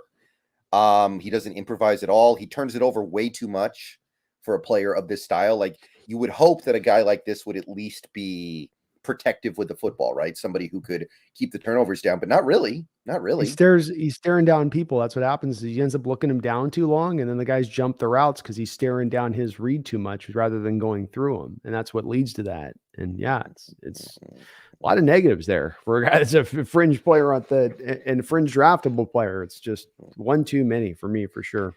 Yeah, I put a 6th round value on him, and like I guess if he was there in the 6th, it would be okay to take him. But honestly, even for this team, I don't understand. I wouldn't understand the point. Like we've got 2 quarterbacks on this team that are better right now than O'Connell will ever be by a pretty wide margin too. So like to me, if you draft him going, okay, he is a backup. He will never, we're not trying to develop him. He's just there because he's smart and fairly accurate. And if our starter gets hurt, could go in for a little bit and be, at least he won't completely fall apart like Malik Willis style last year. Agreed. Yeah, I think so. I mean, and I just can't do the 6th or 7th because I think you could get some of the other names I think we'll like better that will be in that range in this draft that I think I would just gravitate towards a little bit harder. Okay, next up we have a guy who actually is kind of interesting. Hallelujah. We have a day 3 quarterback with upside, actual potential to be something in the NFL. I don't know if he'll get there, but at least it's possible with Jaren Hall of the BYU Cougars. So this guy's already 25 years old. So, these BYU players, they always come out old because of their, mission that they do. So not unexpected. 6 feet tall, 207 pounds. A few big boards have him going in like the 5th or 6th. A few have him getting undrafted. The aggregate has him in the 5th right now. Been very productive the last 2 years. 50 touchdowns, 11 interceptions, about 5,700 passing yards. Has ran for about 650 yards over the last 2 years. Completion percentage around 65. So pretty productive career, pretty interesting measurables, but is it gonna work in the NFL?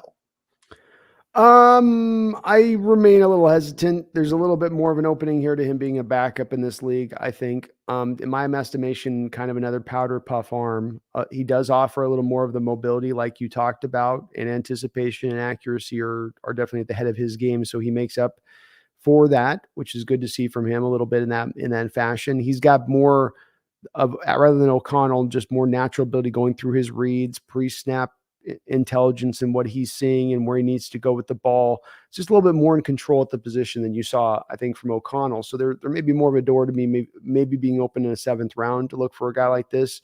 He operates through the pocket really well. Liked how he navigated with subtle pocket movement, not just looking to bail on out, keep his eyes up the field, keep the play alive. It doesn't take a whole lot because he is a 6 foot, 207-pound guy. You hit him and the ball is coming out. There's not a lot of hits where there was just, if it didn't fumble and recover, there was just knock free. And it was like not even a hard blow at sometimes. It's that Bryce Young thing. It's like when you're that big and you take those shots from those guys that outweigh 50, 60, 70 pounds at times, it's a car crash. It's a collision. You can prep yourself all you want, but that big a mass meets that small mass goes flying. And I thought that did show up on tape with him. And I'm not really big on him, but I'm at least more open on this one to a seventh rounder than the other guys we talked about so far, because he does give you a little bit more than those guys did. I'll tell you, I actually kind of disagree. I think his arm is pretty good. I think he can make throws down the field. I think he can make hard throws. I think he can even put touch on his throws. Like, he's got a pretty decent arm, especially for a guy in this area of the draft. I like that he can improvise. He can be accurate when he's on the move. He can make plays when he's under pressure. He's great in the pocket. To me, the concern is his size. Like, he's already gotten injured multiple times in college football. When he gets to the NFL, yeah, there is going to be that Tua concern where he just can't stay healthy. I think, to me, that is the main hangup. Just the fact that I don't know if he's going to be able to hold up in the NFL because he's so small. He does hold onto the ball a little too long sometimes, and he's going to have to get some polish on his decision making. But I actually think he's got a pretty good arm. I actually was kind of impressed. I don't know. I didn't see it, man. When I watched the tape on him, I saw a guy that it's not a plus arm to me at all on it from what I saw, and that there was a lot of just, again, throwing the short, everything's fine there. But when you talk about him really having to get it up the field, I just didn't see it as much. Right. So I'm a little more amenable. Like, again, I don't really want to draft a quarterback in this draft anyway. Like, I feel like that's even in day 3, I'm not crazy about it. But once day 3 kicks off, like once you get to like that late 4th or 5th round, I'm okay with it. I like this guy. I admit that he'll probably get injured a lot in the NFL, but I think there's at least upside here. At least I look at Jaren Hall and I go, he has a chance to be a starter in this league. I can't say that about Aiden O'Connell. Well, I just I disagree heavily, and I mean I'm even just checking just to look at the NFL notes that they've got for him, and two of the weaknesses listed, smaller quarterback with limited arm talent, unable to rip the ball into windows, and I that's what I saw on tape. I mean that's what jumped out to me is I just didn't see a guy that can make those NFL throws, and he doesn't have NFL size, and he has NFL mobility maybe to move around. But I just don't. I don't see it there as a starter potential. I really don't. I think he's going to be a limited guy. Yeah, to me, I think he has a chance if he can stay healthy, which admittedly unlikely. I'm Unlikely. probably long odds on that one. I wouldn't lay a bet on it. Yeah. Okay, now we've got one of the most well-known and well-recognized quarterbacks in college football in recent years. One of the more successful ones, one of the most winningest college quarterbacks now, I guess, in NFL history. Like, this guy has done nothing but win, but he may very well be the definition of the guy you win with, not win because of. I'm talking about Stetson Bennett IV of the Georgia Bulldogs. So this guy is 25 years old, I believe, already, actually. So 25 and a half before he touches a football in an NFL game. 5'11", 192 pounds, small, short arms, barely, not even 29-inch arms. A little more athletic than I expected. 4'6", 740. Not terrible, not the worst. He can at least move as well as Matt Hasselbeck, I guess. 33 and a half inch vert, 9 foot 10 inch broad. Most big boards have him going pretty late in day 3, but they do have him going. The aggregate has him going in the 6th. And over the last 2 years, I mean, he's been crazy productive. He's given you over 7,000 yards, 56 touchdowns, 14 interceptions, 67 completion percentage, almost 500 yards on the ground combined over those last 2 years. So, hey, there's been a lot of good stuff, but what's going to happen to him in the NFL, man? Well, I think the aggregate's right. I would put a 6th round grade on Stenson, in my opinion. Another very slight, small guy. Where I like him a little bit more, let's say we look at a Jaron Hall, they probably have very similar arm strength abilities where he's not got a gun. He throws a very catchable ball. So he puts a ball in a spot on receivers where they usually can really just get up there and make the catch. He's putting it in the right place, in the right location for them. He, can really get the ball out of front with the anticipation. I love that part of it. I think his escapability is really underrated. When you watch the tape, he's got that ability to get away out of the pocket and get away true, where you've got a pass rusher who's got him dead to rights and he's able to flip those hips, pirouette around and get himself free out of the pocket and then go make a throw on the run, keep himself alive to go then make a run.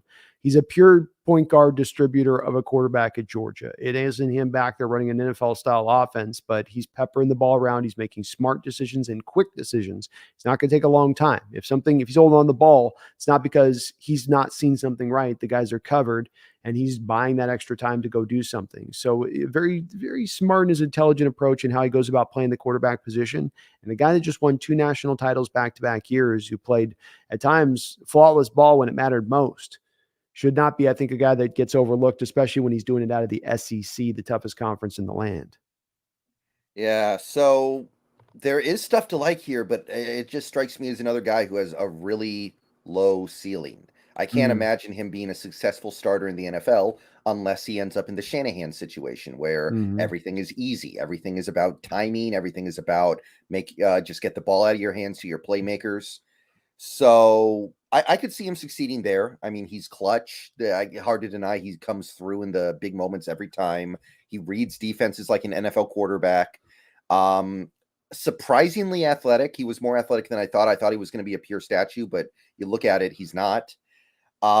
He protects the ball well, gets it out of his hands quickly, but that arm, that size, hard for me to believe that he's able to hang around in the NFL. Maybe my initial assessment of insurance salesman was unfair, but I see him as a backup only quarterback. 6th round sounds okay to me.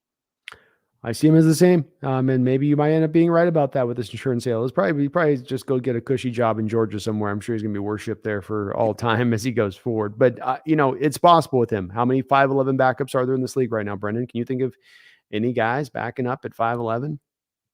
Yeah, it's not too common. You're right. So, it's the history doesn't work. And I always like to say, I don't like to count on outliers or anomalies. That's a bet that you're going to see fail on you more often than not. I wouldn't look. I think that with this kind of guy at the 6th round, and you're talking about some of the, maybe another option or two we might talk about here in a second, being off the board, and this guy being there, I think there'll be a player there instead that you would want to be in on. A Jared Clark from Coastal Carolina as a defensive tackle, like I picked last night in my 6th round, where you're getting that backup zero tech at that point, or you get the backup who's not likely to ever see the field and has limited upside. You go, well. I'm going to go for the tackle at that point. But 6th round value will be okay value for him because there's something about him with those 2 championships. There's that little bit of a spark of maybe there's something there that's innate. You're expanding your fan base because there are kids who are Georgia Bulldogs fans over there, huge college football fans, and they're like, wherever Bennett goes, that's where my fandom goes. That's who I'm going to be a fan of in the NFL. You're expanding your fan base. And we take Carter at 5, Nolan Smith at 20, and just Ringo.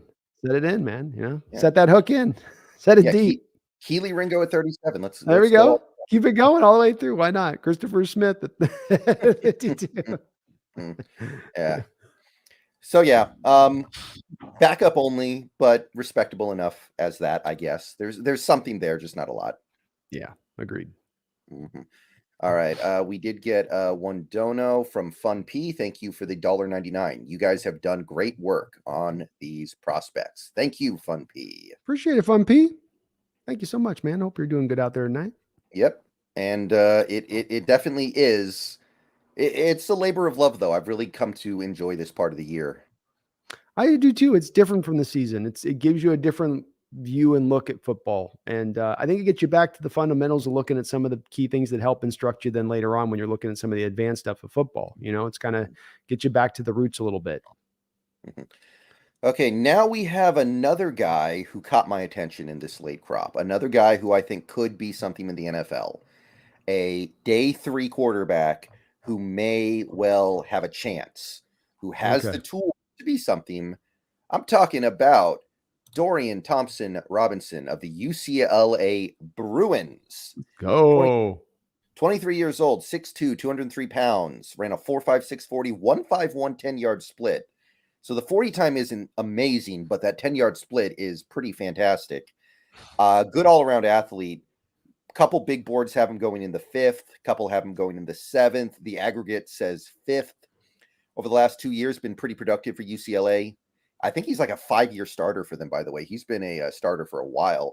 Yeah. 5,500 passing yards, 48 touchdowns, 16 interceptions.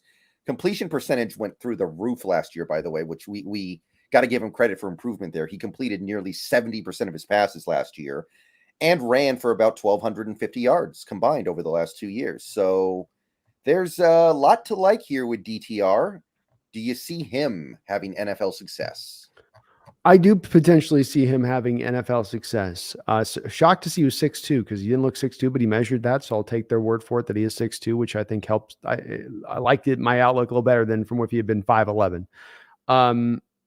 He also had the highest miles per hour at the combine of any quarterback. So he's got a gun. He's got an arm. He can throw it. He can let it rip. Played in the Chip Kelly offense there at UCLA, which is obviously going to help you in your production to look a little bit better. It's going to help the completion percentage because there's so many of those bubble screens and easy throws within the offense. But he did improve. He did get better. He did take those steps forward. And he has really, really good mobility back there behind the pocket as well. He can move around. That 151 10-yard split shows that cat-like quickness that he has. That 151, that's better than Jahmyr Gibbs in this draft, who's considered maybe one of the most sudden running backs in this entire draft, just to put that in perspective on that. So, he's a guy that will get away from defenders and be able to run around at 6'2". He's got enough size to see over the top of things. He's got the strong arm. He throws with good accuracy, as evidenced by that 70%. Yeah, some of it's Chip Kelly, some of it's him just making the throws down the football field as well. So I really think he is, of all the way around guys, Brendan, one of the most slept on guys in this draft. In that he does, to me, have some real true potential of not only maybe becoming a guy that could be a league starter, but a guy that could round up into being a plus league starter, a top 15 league starter in this league. Yeah, I think it's on the table as well. Like you said, he's got a really good arm. He can drive the ball down the field. I think he's a good leader. I think he's been a really good leader for that UCLA team. He's got pretty good throwing mechanics and release. I don't look at him and go, ugh, whenever he throws the ball. He reads defenses. Like, it's not just a college style offense. I do think he drops his eyes too quickly when he runs out of the pocket. Like, he'll look to run instead of looking to pass a little too early. He's not great outside the hashes. His footwork can get sloppy sometimes, which means his accuracy suffers. So there are some things to work on, but I think most of those things are things that can be coached. I think he can improve with time. He is 23. He's not like 25 like some of these guys we're talking about. It's a little more acceptable for him to not have everything ironed out. He's a good athlete. He's got the arm strength. He proved himself to be capable of great accuracy in 2022. So I would say once day 3 starts, I'm open to it. I think he's worth a round 4 pick. You think he has more arm talent than Jalen Hurts? Maybe. I think so. Kind of do too. I agree. Yeah. I do as well. So I'm with you on that. I'm open to it on this guy at that spot. I like him quite a bit. I mean, when you put it like that, though, is it weird that he's only considered like a 5th round pick? Because Jalen Hurts was a 2nd round pick. Well, no, because I think that Jalen Hurts, if I'm not mistaken, went in a more quarterback weekend draft, which was going to then elevate his draft. And when you're going to end up with, I think, 4 guys at the top, literally maybe going 4, 1, 2, 3, 4, I think that that's going to then push things down a bit, especially when you have your in between McKee and Hookers, right? Where then he settles in as that 3rd guy behind them, kind of, unless somebody really loves some of the other guys we talked about. So it's just, there's only so many quarterbacks that are going to go inside the first 3 or 4 rounds, I think, unless you're, just that insane. And he's going to get dinged because of Chip Kelly's offense, right? He's got to learn Yeah. a playbook, and people are like, oh, we got to unlearn him on these bad habits. He's not running the hurry up, full speed, 180 miles an hour offense all the time now. Now we got to think creatively about whether he's going to work in a conventional offense or not, which I think he will, but it just requires the team to have more imagination, which then gets him scared, Brendan, which then makes him want to wait later to pick him. My opinion. Okay, so we both like DTR.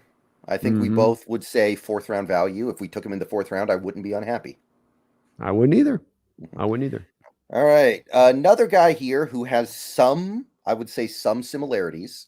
Similar idea here, maybe a little bit more of a project, but another guy who did some serious winning of games last year. It's Max Duggan. Andy Mhm. Dalton 2.0 or Andy Dalton 0.5, depending on who you ask. Yeah, Uh, exactly. So 22 years old, 6'2", 207 pounds, 4.5, 240, 155, 10-yard split. So pretty quick. His jumps were really low, though, for whatever it's worth for a guy who's supposed to be athletic. He did not jump well Odd. at all. Strange, isn't it? 155, 10-yard split, but only a 30-inch vert. Yeah, suspicious. Very suspicious. Most of the major big boards have him as a UDFA. The Draft Network likes him the most. They have him in the 6th. The aggregate has him in the 6th. Last year was his big year, 3,700 yards in 15 games, 32 touchdowns, 8 picks, 420 yards on the ground. What do you think of Max Duggan right now? I like him right with DTR. My 1-2 guys in the later rounds that I think I like the most. Would wait to about the 6th round to take him. Would not take him 4th. Would not take him 5th. He's kind of a little bit like Russell Wilson without, as a 4.7. I had him as a 4.7 40-yard dash. He ran a 4.52, but Russell ran a 4.45. So he's not at Russell's quickness like we see with the explosion stuff. So it's like Russell at 4.7 with no moon ball was my kind of comp to try to find a spot for him. What I do love about him is the improvement. He's over 4 years there at TCU. He's increased his completion percentage by 11 percentage points over that time. Over the past 2 years, he's averaged 9 yards per attempt there at TCU in both seasons, which in the college game, which is so dink and dunky, I thought that showed that he's actually pushing the ball up the field and trying to at times make some NFL-like throws. He's the son of a football coach, so you think there's a little bit of maybe some stuff extra upstairs that you're getting with him a little bit. So I like some of that he has going on with him. I like his moxie. I like the mobility. He uses it off. It's not just an empty 40-yard dash. You see him trying to at times use those legs and be mobile and run hard. He's got that Levis thing where he'll run, guts out every time, for good and bad at times on that. But he's a gamer. He's got that grit to him. I like a little bit on top of having some skill. Yeah, he's a dual threat. He gets the ball out quickly. He ran the RPO system really well this last year. I think he benefited tremendously from that. Yeah. Little bit of an arm too. I don't think it's a noodle arm. Yeah. He can push it down the field a little bit. He can. I think his mechanics need work. Pressure really, really wrecks him, which was a big reason why what happened in the national title game happened the way that it did. He gets sloppy as hell. He gets really sloppy. Yeah, and TCU ran a simplified system. So I would say I would be okay in the 5th, like 5th round. Okay. It's not my favorite 5th round pick or anything, but you get to that 5th round, you've got a guy with a little bit of upside, somebody with genuine arm talent, somebody with dual threat ability. Okay. I'll do 5th round, but yeah, didn't love it, but I like him. I like him more than a lot of the guys that we've looked at in this day 3 area. Agreed. I'm 1 round later, but I wouldn't be mad with it in the 5th. Okay, just a few more quarterbacks here. This next guy is a guy who a lot of Seahawks fans have asked me about. A lot of interest in this guy. It's Clayton Tune of Houston. I think they're the Cougars. 24 years old, 6'2.5", 220 pounds, 4'6", 440, 155, 10-yard split, 37.5-inch vert, 10-foot 2-inch broad. Really good 3-cone for whatever that's worth. I don't know when a quarterback needs to be running a 3-cone, but I guess he can do that. PFF and CBS both have him in the 5th. They like him more than anyone else. The aggregate has him in the 5th. A lot of the boards have him going in like the 7th. Very productive the last 2 years. 7,500 yards, 70 touchdowns, 20 interceptions, 68% completion. Ran for over 500 yards last year. So established himself as capable of doing some things like that a little bit here and there. So Clayton Tune, how do you see it working in the NFL? He's another real distributor at the quarterback position. Another guy though that though I like him right for me just behind Dugan. If you got DTR Dugan and then this guy, those are kind of my crop of three guys lay around that I like most. His productivity is undeniable. I believe he was one of PFF's top rated quarterbacks in all of college football last year, if I'm not mistaken on that. So he brings a lot of to the table as far as productivity is concerned. Good size, 6'3". You like that? I do think he is the guy. Anything past 20 yards and pushing the ball up the football field, it becomes a little bit of a dicey prospect for him as far as both velocity and arm strength is going to go. Throws really well on the run, can throw off platform on the run, especially moving to his right. He is tremendous in that respect. His kind of pad in his throw is sort of hitting the seam routes. For whatever reason, he can throw a real frozen rope down those seams and put it right on a spot. Just some tremendous throws from that within what I saw from him. Potential, I think, in this league to maybe round and be a long-time quality backup in this league. I think he does have that potential. I would like to wait if I could, sixth roundish area. I just think there's in the fifth round, you're getting a better player. And if I'm going that fifth, fourth rounder, I want a little bit more of I know I've got a starter down the road kind of guy in this player, but he's got skill. He can move, like you said, 1-5-5, 10-yard split, the vert. He's got, unlike Dugan, he's got the vert and the broad to show he's got the explosiveness too there. So you like that. A lot he brings to the table. I thought this kid, he gives you a lot of different things that you like, not just kind of this and that, but ooh, I like this, I like that. So, but I think he's a backup. Yeah, the arm kind of kills it a little bit for me. Just got very weak arm.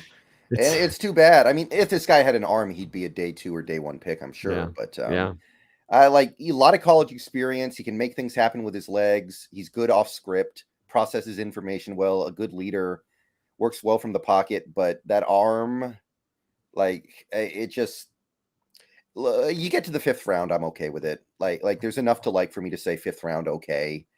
But I just look at that arm and I go, probably not going to find the NFL success. Yeah, agreed.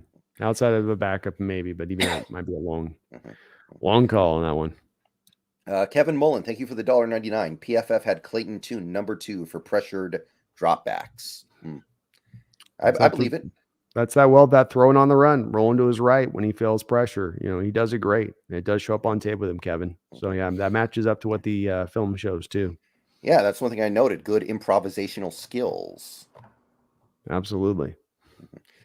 All right, next up we have former Washington Husky. So a lot of people in the chat will probably know a little bit about this guy. Got Jake Haener of Fresno State. 24 years old, 6 foot flat, 207 pounds, 35-inch vert, 9'6" broad.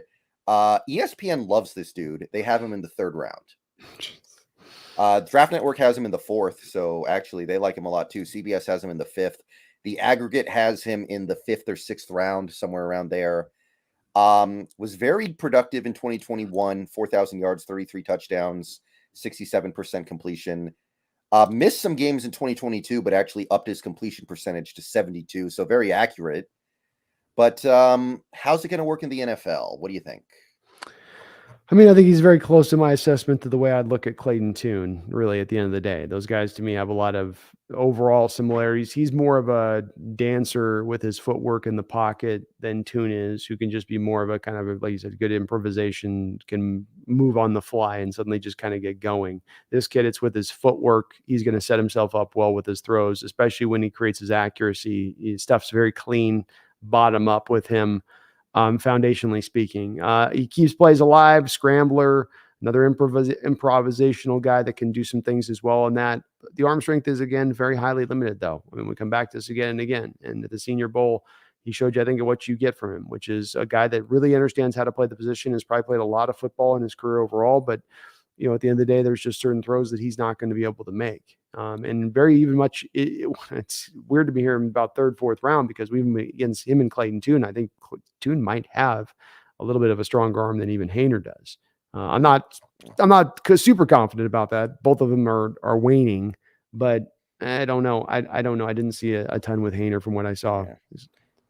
He's got a better arm than I expected, given how small he is. I was expecting a complete noodle. I think it's a little bit better than that, but he's got no real deep ball. He loses his accuracy on the deep ball. He's small. That's probably going to come back to bite him in the NFL. He's going to take hits, and it's going to be a problem. But he extends plays well. He's tough. He played through a lot of injuries, apparently. Apparently he proved himself with that moxie, although again, I don't know if you consider it to be a positive for a guy to get injured a lot and then play through it. I'd rather have the guy who doesn't get hurt in the first The place. undersized guy, because then you're Yeah. like, well, it's undersized. It's going to happen again down the road. Good mechanics. I don't have too much bad to say about him other than the fact that he's a little bit small, but that's a big problem. That's a big deal. Fifth round, I'm okay with it. I'm not in love with it in the fifth, but I'll live with it in the fifth round as a pure backup. No real upside. I won't grab out there. I'd look more seventh round with him just because I just don't trust the arm, and I like how he plays the position. I like his ability to will a play to happen at times, but I just don't trust the arm, and I don't trust the size. It's back to that sub 6 foot guy that's kind of light, and I'm like, I don't think you're holding up. Yeah. Okay. We got one more guy here, and this guy is I don't think there's going to be too much actual interest here, even though this guy is fun, and he's more fun to talk about. It's like, Tyler, this guy becoming an NFL quarterback's like winning the lottery. It's not going to happen, but it's fun to talk about what if. It's Sure. Tyson Bagent of Shepherd, a Division II quarterback. We have our Division II representation. There we go. 23 years old, 6'3", 213 pounds, 4'8", 40, 158 10-yard split, 10-foot broad, 36-inch vert. Sports Illustrated loves him. They have him in the 4th round, but the aggregate has him in the late 7th.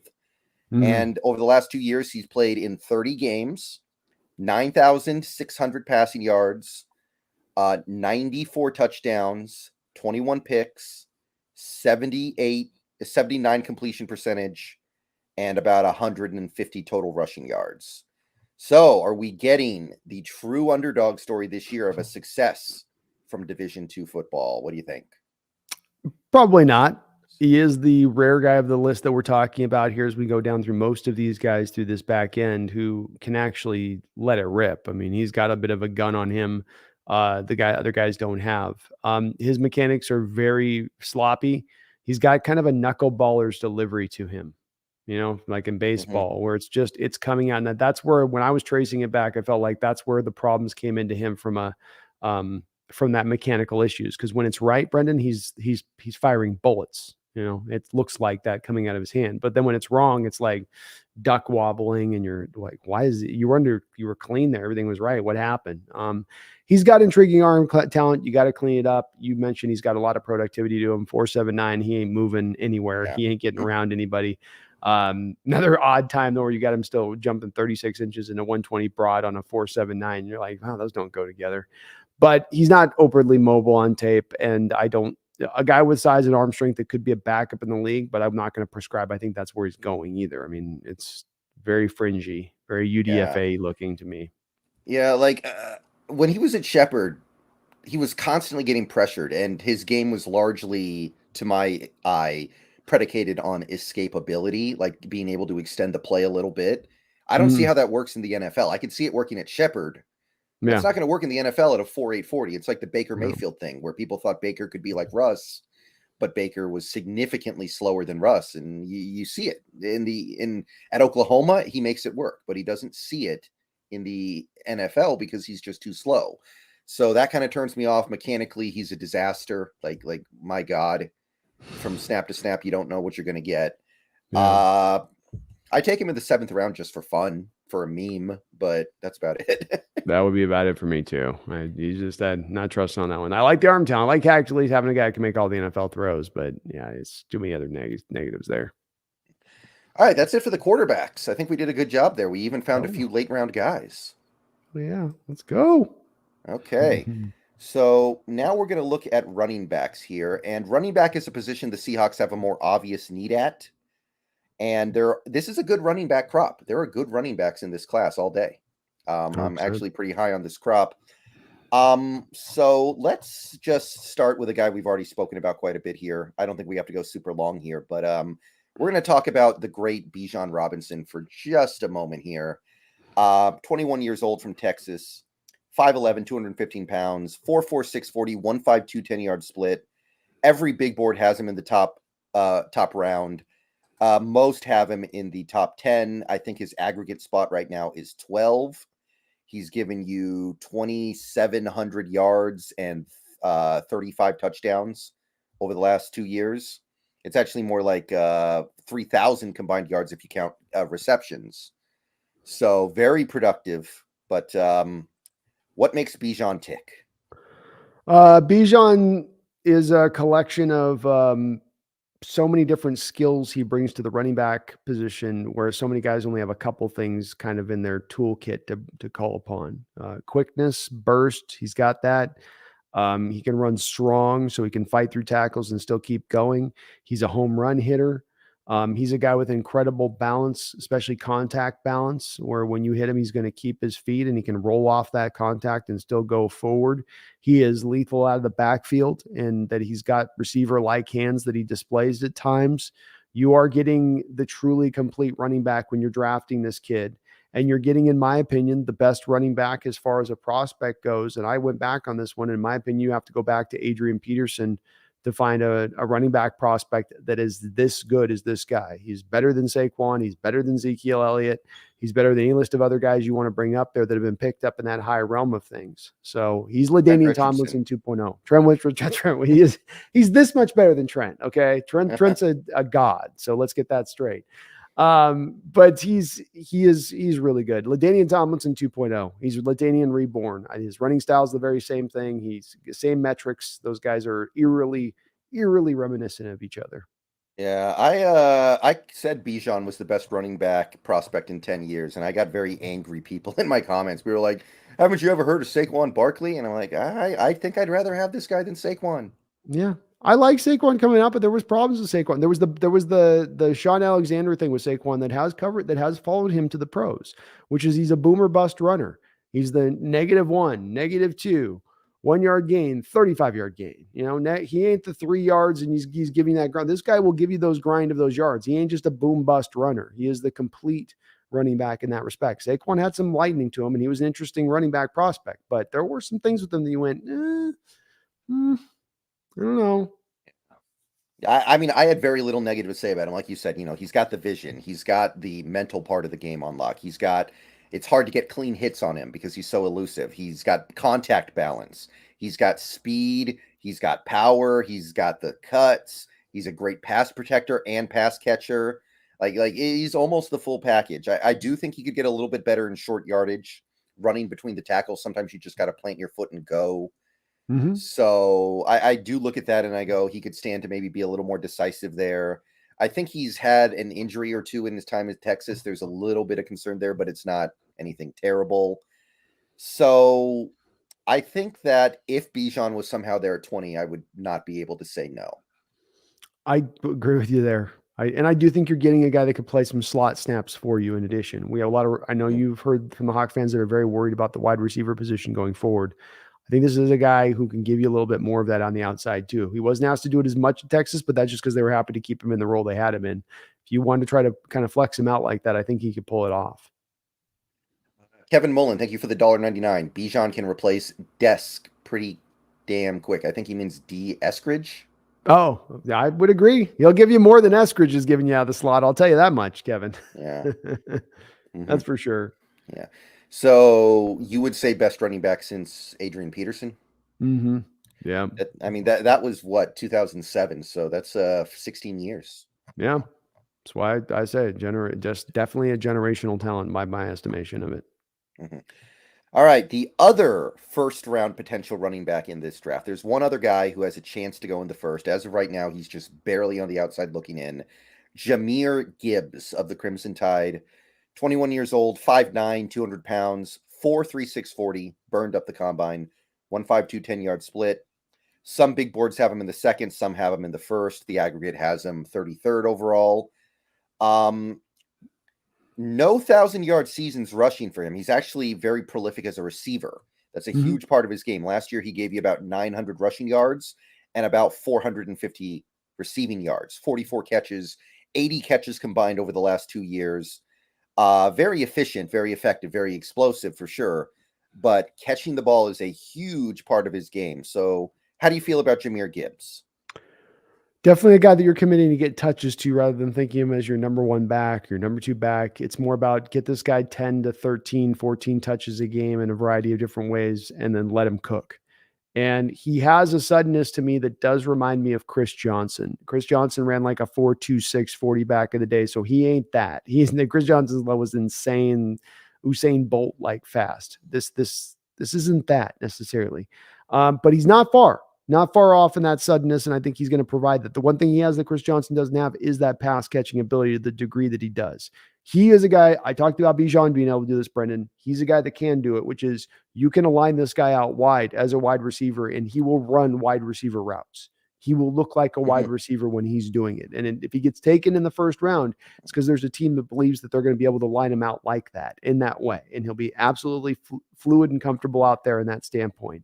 It's the suddenness, though. It's that in his 7 or 8 steps, he's faster than everybody else on the football field. There's no one that can run with him in those 8 steps. And that's the real single thing that stands out to me about him in the quotient who he is. A little lighter guy, not going to be able to take that pounding or be that bell cow back, but find those carries for him and he can be a very, very useful player for you in an offense. Yeah. I like him. I like him a lot. I just, again, when I was looking at running backs this year, I really focused on I want to find a guy with power. I want to find a guy who can get short yardage because that's what we need. And that's not really this guy. That's not what this guy's going to do. This guy's going to be like, I mean, not that they're the same player, but he's going to be used more like an Austin Eckler, I would think. Somebody who catches a lot of passes, somebody who lines up wide. But he's super fast, super shifty, great pass catching. He can do receiver stuff, like you said, nasty jump cut. I will say, unlike Bijan, even though he's a great pass catcher, not a great pass protector.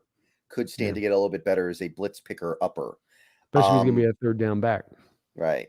So I think he's a first round talent.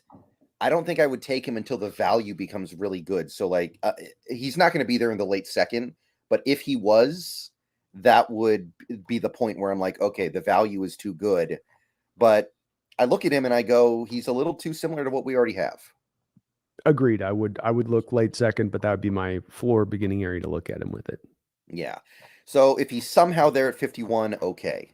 But before then, we have more pressing needs, I think. Agreed. All right. Next running back here, another Pac-12 guy here, a guy that we're probably familiar with as Huskies fans, if you are one. Zach Charbonnet of the UCLA Bruins. 22 years old, 6 feet tall, 214 pounds, 4.53 40, 1.54 10-yard split. Let's see here. Some of the big boards have him in the second. Some have him in the third. Aggregate has him as a late second rounder, 53rd overall. Over the last 2 years, he's given you about 400 carries for 2,500 yards and 27 touchdowns. And he's also thrown in about 60 catches for 500 yards for good measure. So how is Zach Charbonnet going to do in the NFL? What do you think? I think it'll be a quality running back in the league. Is he going to be a top 5 back in this league? I'm not sure. Should he be a top 10 back in this league? I think he has a good chance of getting to that place. He's a complete back. I think my comp for him would be, obviously there's a little bit of a Nick Chubb there to his game, but I think also like a Steven Jackson minus 4 inches and 20 pounds would be maybe a comp I'd bring up. Very smooth gait to his running style. It's not a lot of wasted motion with him. He can run strong. He can also be the home run hitter. He gives you a bit of those both attributes. Like you mentioned, he's also solid out of the backfield. In addition to that, I love how he runs behind his pads. Pretty good vision overall. It's not amazing. There's better vision backs in this draft, but good enough. He'll take the dirty 3 for you. So he's not always looking to dance back there. He'll take what he's got to get, and he's got to meat plow his way through. He'll meat plow his way on through.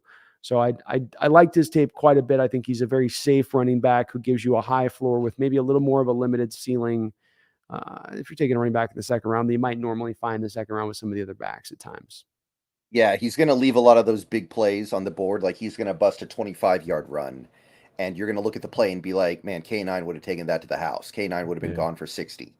But he runs with good power, good strength, hits the hole hard, good vision. He breaks a lot of tackles. Pretty good pass catcher out of the backfield as well. So if he ends up playing a third down role, he can do that fine. More elusive than you would expect a bigger back to be. He's also good picking up blitzers. Yeah. I feel like he runs a little too upright. Like he needs to. He goes down a little too easy because he runs too upright. I do actually think he dances in the backfield a little more than I would like.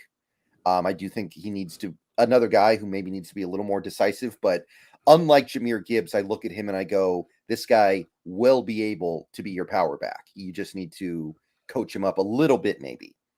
So I would say in the late second, I'm okay with it.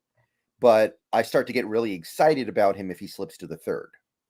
Love it if you can get him in the third. I agree with you there. Okay with it in the late second. That's good value for him. And he's a very safe running back in this class, I think, and knowing what you're going to get with him. Okay, so moving right along here, we've got another guy who is currently projected to be a day 2 pick. We have Devon Achane of the Texas A&M Aggies. 21 years old, small guy, 5'8.5", 188 pounds, ran a blazing 4.32 40 with a 1.51 10-yard split. The dude is very fast. And because of that, most big boards have him going in the third, and that's where the aggregate currently has him. Early third, had about 2,000 rushing yards and about 60 catches over the last 2 seasons, 20 total touchdowns. Missed a couple games last year, by the way. I believe he got hurt. So what do you think about Achane?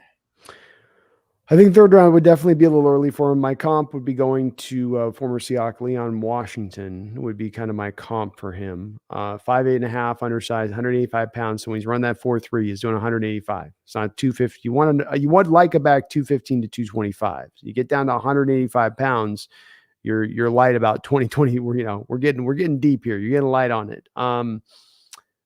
He is certainly fast on tape. That shows up. Sudden stop and start runner. He reacts well to things really on the fly. He's like Evans, who we'll talk about out of Ole Miss in this respect, where they have a lot of read option carries. And so what they've got to do out of that read option a lot of times is read that defender that's sometimes crashing right in their face and break off that defender and try to get them more yards when there is a guy that gets penetration.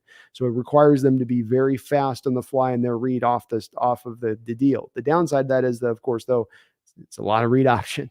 You're not just getting 90% of your carries out of read option at the pro level, and you don't. So on his tape, it's not as much the pitch stuff or the utilization of him on the outside in that way. But a guy that knows how to run the ball really well, a guy I do worry about as far as at his size, that he's going to be able to hold up very much over very many carries over a game. I just don't know if I see that necessarily. But he is fast. And he's got some skill to the position and what he brings. But third round would be way too high for me with him. I think people are just falling in love with that 40 at that point. Yeah, I mean, I don't think he's a bad player. I just don't see why we need him. I just look at him and I go, it's K9, except a little bit worse, a little bit smaller, a little bit weaker. Like he's got no real reliability in short yardage, which is what I'm thinking about right now. Not good in protection. And he hasn't yet had a season where he had more than 200 rushing attempts. So he gets an NFL level workload. Who knows what's going to happen? He's sub 190. If he gets there, if he's somehow there in the 4th round, okay, the value's becoming pretty good. But I wouldn't take him before then. It just doesn't make any sense. I think there is a team out there that will take him in the 3rd, but I don't really want it to be us. There's a couple of these running backs we're going to talk about that are, you lay a finger on them, they go down too. And when you're 185, it's a little bit of that going on where it's like, it doesn't take much to get you down to the ground at that point, even with your elusiveness. So yeah, I'd probably be maybe late 4th round, more like 5th round range for me with him. I'm not trusting he's going to hold up. He does give you special teams ability though. It could be a punt returner, kick returner, some of that he does provide. Yeah. And we do need that at least a little bit. Like I said, last year we were the worst team in the league at returning punts. He give you that. Gives you at least that, Right, something. Upo, thank you for the $20 super chat. Always love the show, guys. Izzy is my number 2 running back. If he went back to Pittsburgh, he'd be a Heisman candidate. Is he at 52 or 83? At what point do you pull the trigger to make sure you get him? He's a better K9, and we need 2 running backs. Better K9. Ooh. Yeah. I did look at Izzy, and I do like him. I don't think he's running back 2, but I will say I think he makes more sense for us than a lot of these running backs who I think are technically better. So I like him.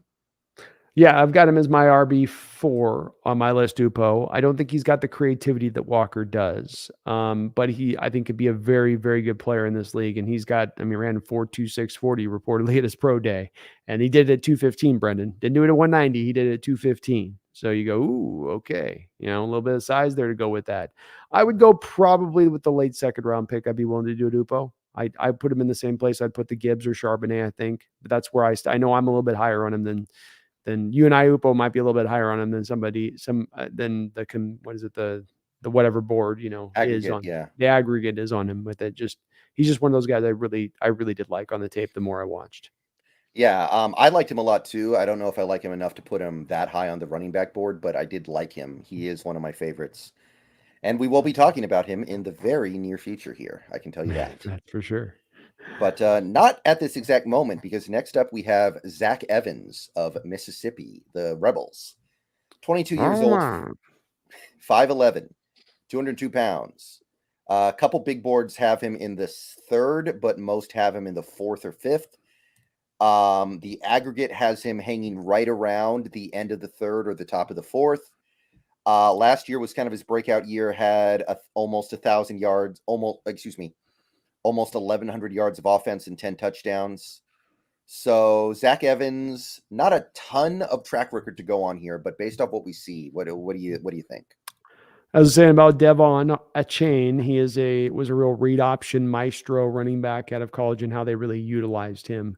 I'm really a little bit lower on Zach Evans overall. I think that once you get past his burst, he slows down tremendously. I don't think he has very many moves in the open field to break tackles, though he does a great job of finishing runs and putting his head down and he'll do that every time. And it's impressive when he does it, but he's got just too many negatives on that with me. I don't think the vision's great. He can react pretty well to things on the fly, but it's not tremendous in that. Wasn't really utilized out of the backfield much to my eyes as a pass catcher off the tape that I watched. Kind of a robotic running style to me. Not a lot of upside in this guy's game, in my opinion. Yeah, I liked him a little bit more just because I think there's a decent amount of power in the way he converts his speed to power when he's finishing a run. I like that, but there's not a lot he's going to be able to do on third downs, catching or blocking. Not going to make a lot of players miss, like you said. So I guess I could take him in the fourth and feel pretty good about it, but I definitely don't want to make him a day two pick like the aggregate has him right now. I've got him as a fifth. So that's where I put him at with this. I think he does have an ability to come in and be a robotic runner, zone system. He'd fit to that. You often ask your zone runners to be robotic. So it's not the horrible worst thing to be labeled as that. But I'd have to wait till the fifth round with him because I think that he's just not. I tried to even see what his 40 score was, but I don't think he did. He did nothing at the combine. Suspicious, and that's when I've got. This is the thing: is he's one of those players I'm worried about. Is it a 4.6 I'm seeing on tape? I think I'm seeing a 4.6, and I'd like to see if that's a 4.6. So I don't have that. That's the question with me on my mind with him a bit. Yeah, I'd take him in the fourth, I guess. I'm not loving it necessarily, but I would take him in the fourth. I think he's kind of a fit. Okay, next up, we have a man named Tank Bigsby of the Auburn Tigers. Two guys named Tank in this draft that aren't tanks. Yeah. When I saw that name, I got excited, and then I looked at him. I'm like, oh, okay. Okay. Let's see. 21, 6 foot flat, 210 pounds, 4.5, 640, 1.54, 10 yard split. 21 bench press reps, which was actually high for running backs this year. A couple big boards have him going late day 2. Some have him going day 3. The aggregate has him going late day 2. Last 2 years, he has given you about 2,100 yards rushing over 25 games, 20 touchdowns, 50 catches. So been somewhat productive as a receiver. But how's it all going to come together in the NFL for one Tank Bigsby? He's my comp for him was a plodding Dalvin Cook. So that's my outlook with him. We're just not quite that gear Dalvin's got, which is almost sometimes instantaneous right after he gets the ball. It's not quite there. Good.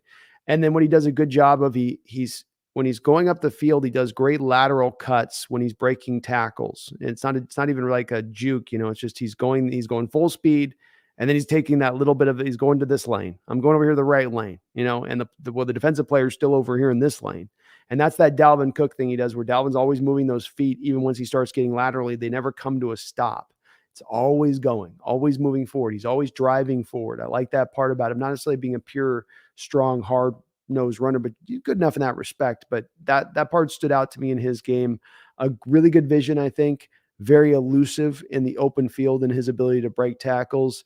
You mentioned about the ability to catch out of the backfield. That also showed up, and he turns into a runner really fast after being a pass catcher. He's not a receiver type like we're talking about Bijan or Jameer doing. He does it more as a go out into the flat. I'll throw you a little swing route, and you go and take it and do something with it.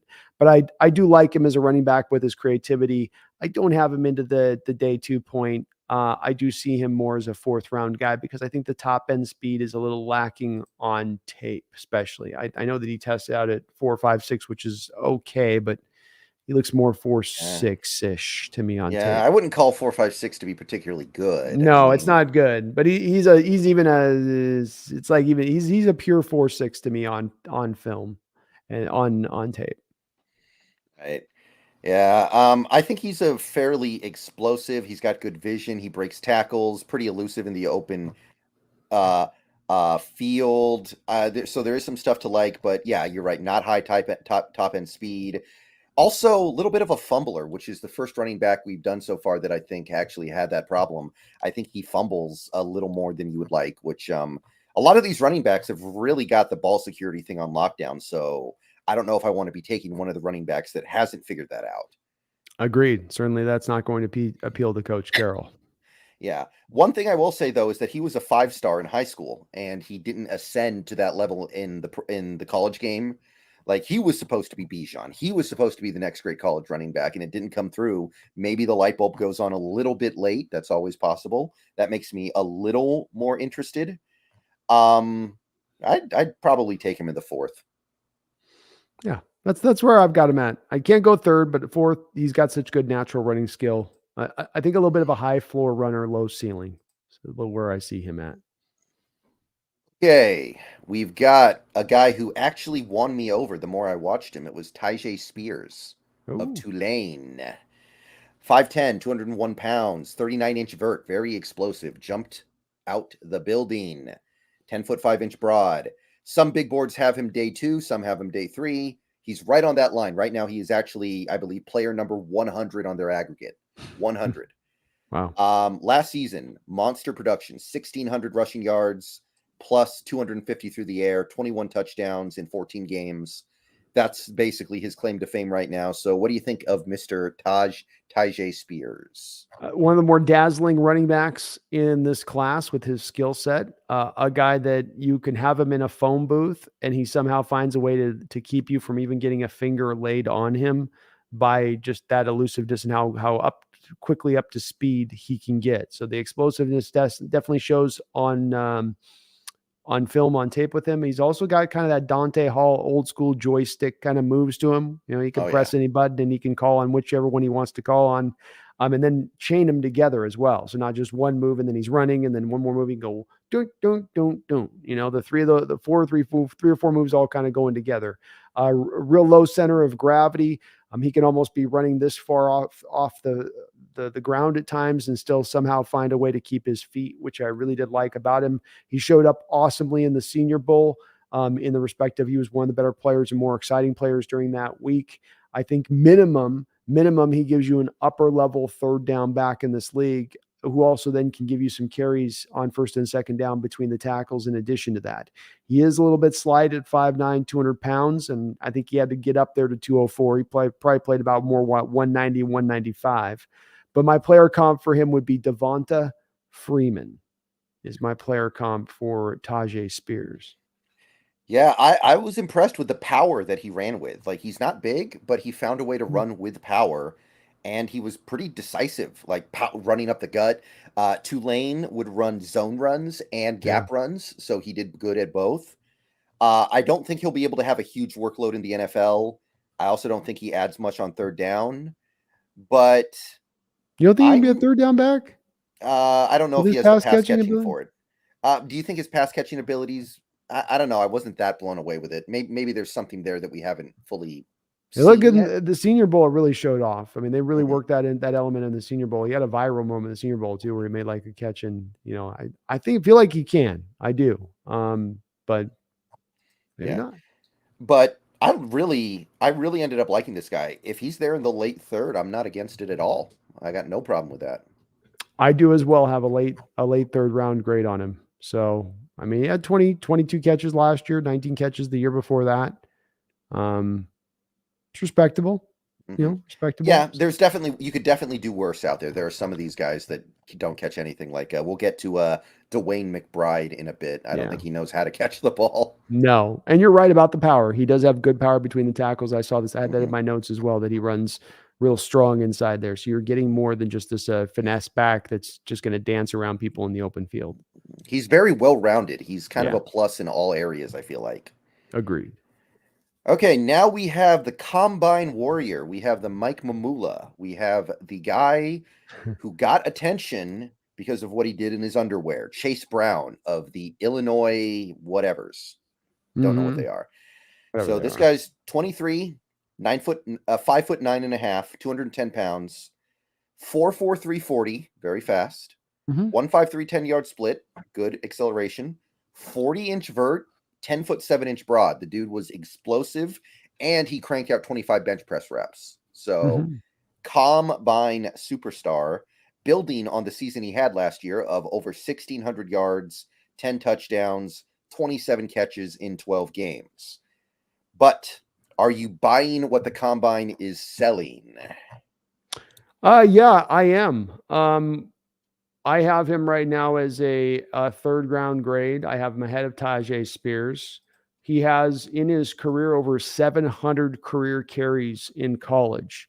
He has played a lot of football. And what you watch with him when you see him carrying the rock is he knows what he's doing. He knows where to go. He knows how to adjust to things that are failing on the fly. He knows the right read to make. In my opinion, this guy's basically going to give you 90% of what you get from Kenneth Walker. Go look at Kenneth Walker's testing metrics and how he did that. They're almost exactly equivalent right down the line. And when you watch him on tape, he wins in the same way that Walker does. He breaks tackles in the same way Walker does by being elusive, by those jump cuts, by that vision that he combos in with all of it together. I thought that he ran really hard. I thought that he could break it open, and if there was a big play to be had, he was going to get the big play. I thought he was creative in the open field. I actually do like him a lot. Great jump cuts. At 5'9", it's a little undersized, but he was legit 210. So he's got a little bit of more of that weight than some of these other guys we look at 5'9" that are putting up like a chain at 185 pounds. He's a lot heavier than that, but still running, 4'4", 340. So I do like him a lot. I don't see him as just a combine guy. I thought he was a really good football player and a really good running back who knew what he was doing out there.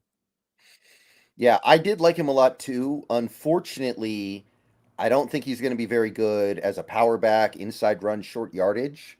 So if you get him, and I got no problem with getting him, even if you end up spending like that third round pick on him, I think you also have to make sure you got to remember, let's get that power back too. Let's get somebody we trust in short yardage, because to me, that was the thing that really did our running game in at the end of the year. 3rd and 1, and we didn't really know what to do. It was really uncomfortable to do anything. So I like him. I would prefer to wait for day 3. I think he's worth the round 3 pick, but because of the need, I'm just kind of hoping he falls a little bit to day 3, which is, by the way, where the aggregate has him at the moment, at least.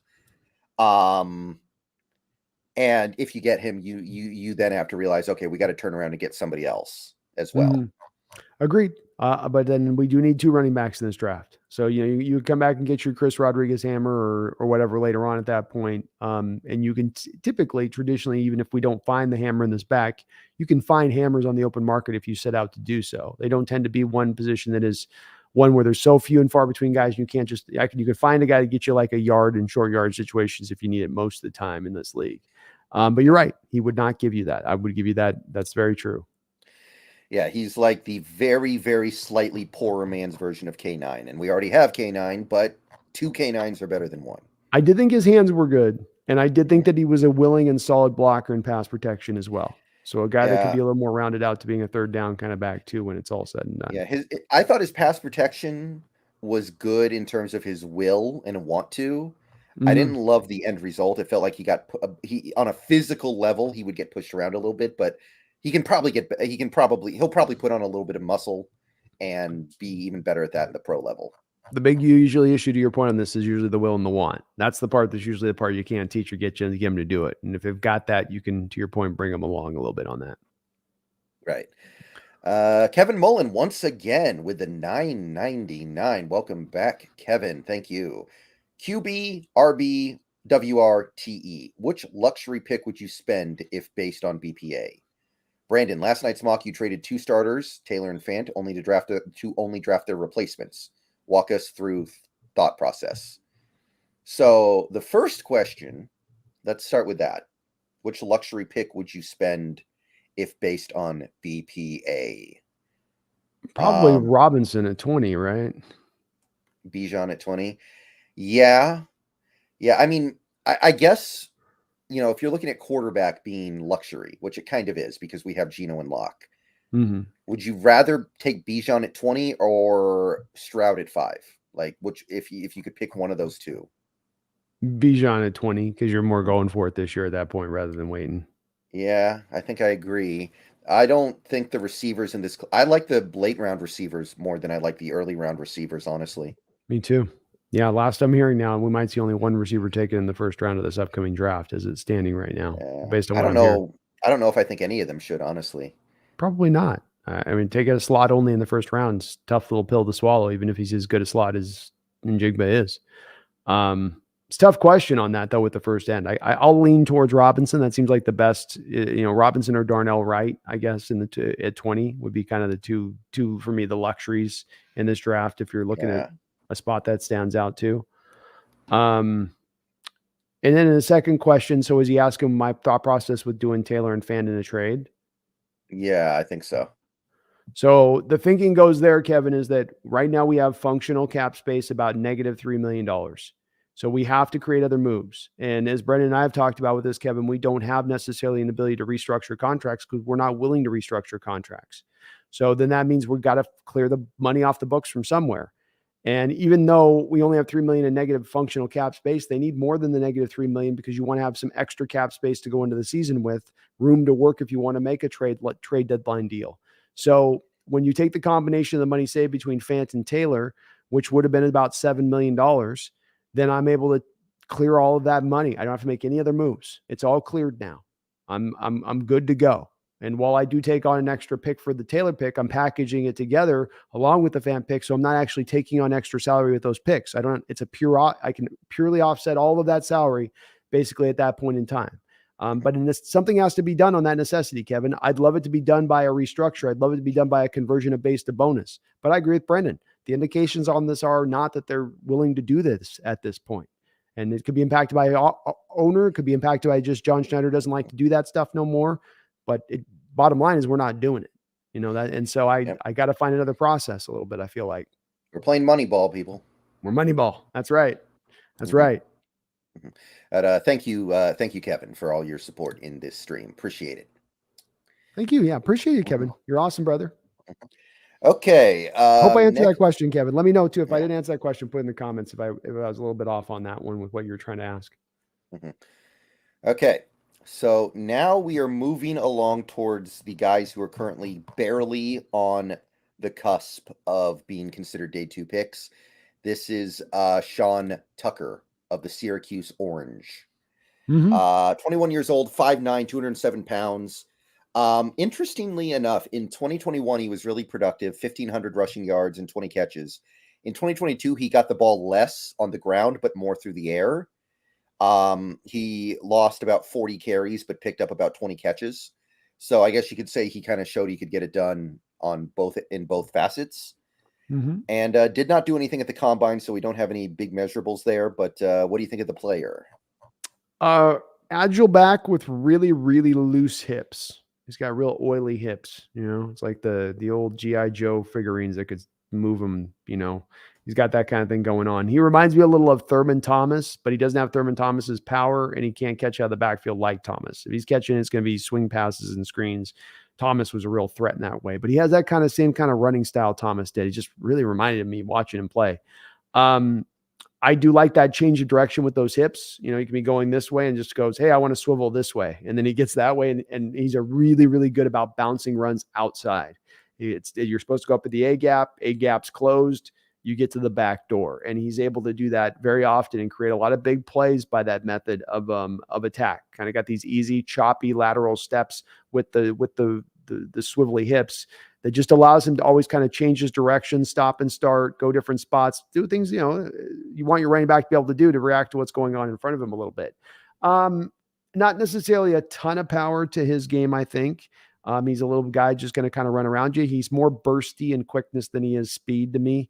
So I do think if he ran a 40, it wouldn't have been the fastest 40, probably 4.55, 4.6-ish, probably 40 is what he was going to run.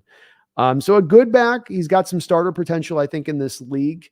I do have him down a little bit deeper on the board. I think I've got him at I think I got fifth round, late fourth, fifth roundish area for me on him. Yeah, I have fifth round on him, mostly because he, according to what I saw, regressed in short yardage situations in 2022. He was not as decisive, which is kind of weird, right? You're not supposed to regress as a running back when you're 20 years old. Nope, you're not supposed to. Yeah, but he's fast. He accelerates quickly. He's great in the open field, like you said. There is stuff to like here. I'd take him in the fifth. Yeah, I definitely would do in the fifth. I might be even drawing in the late fourth because I do think he is a fun running back in this draft. But there's some worries there. There is some concern. All right, now we're kind of moving on towards the day three guys. I think these are guys who are more likely to go in day three. Obviously, things are fluid.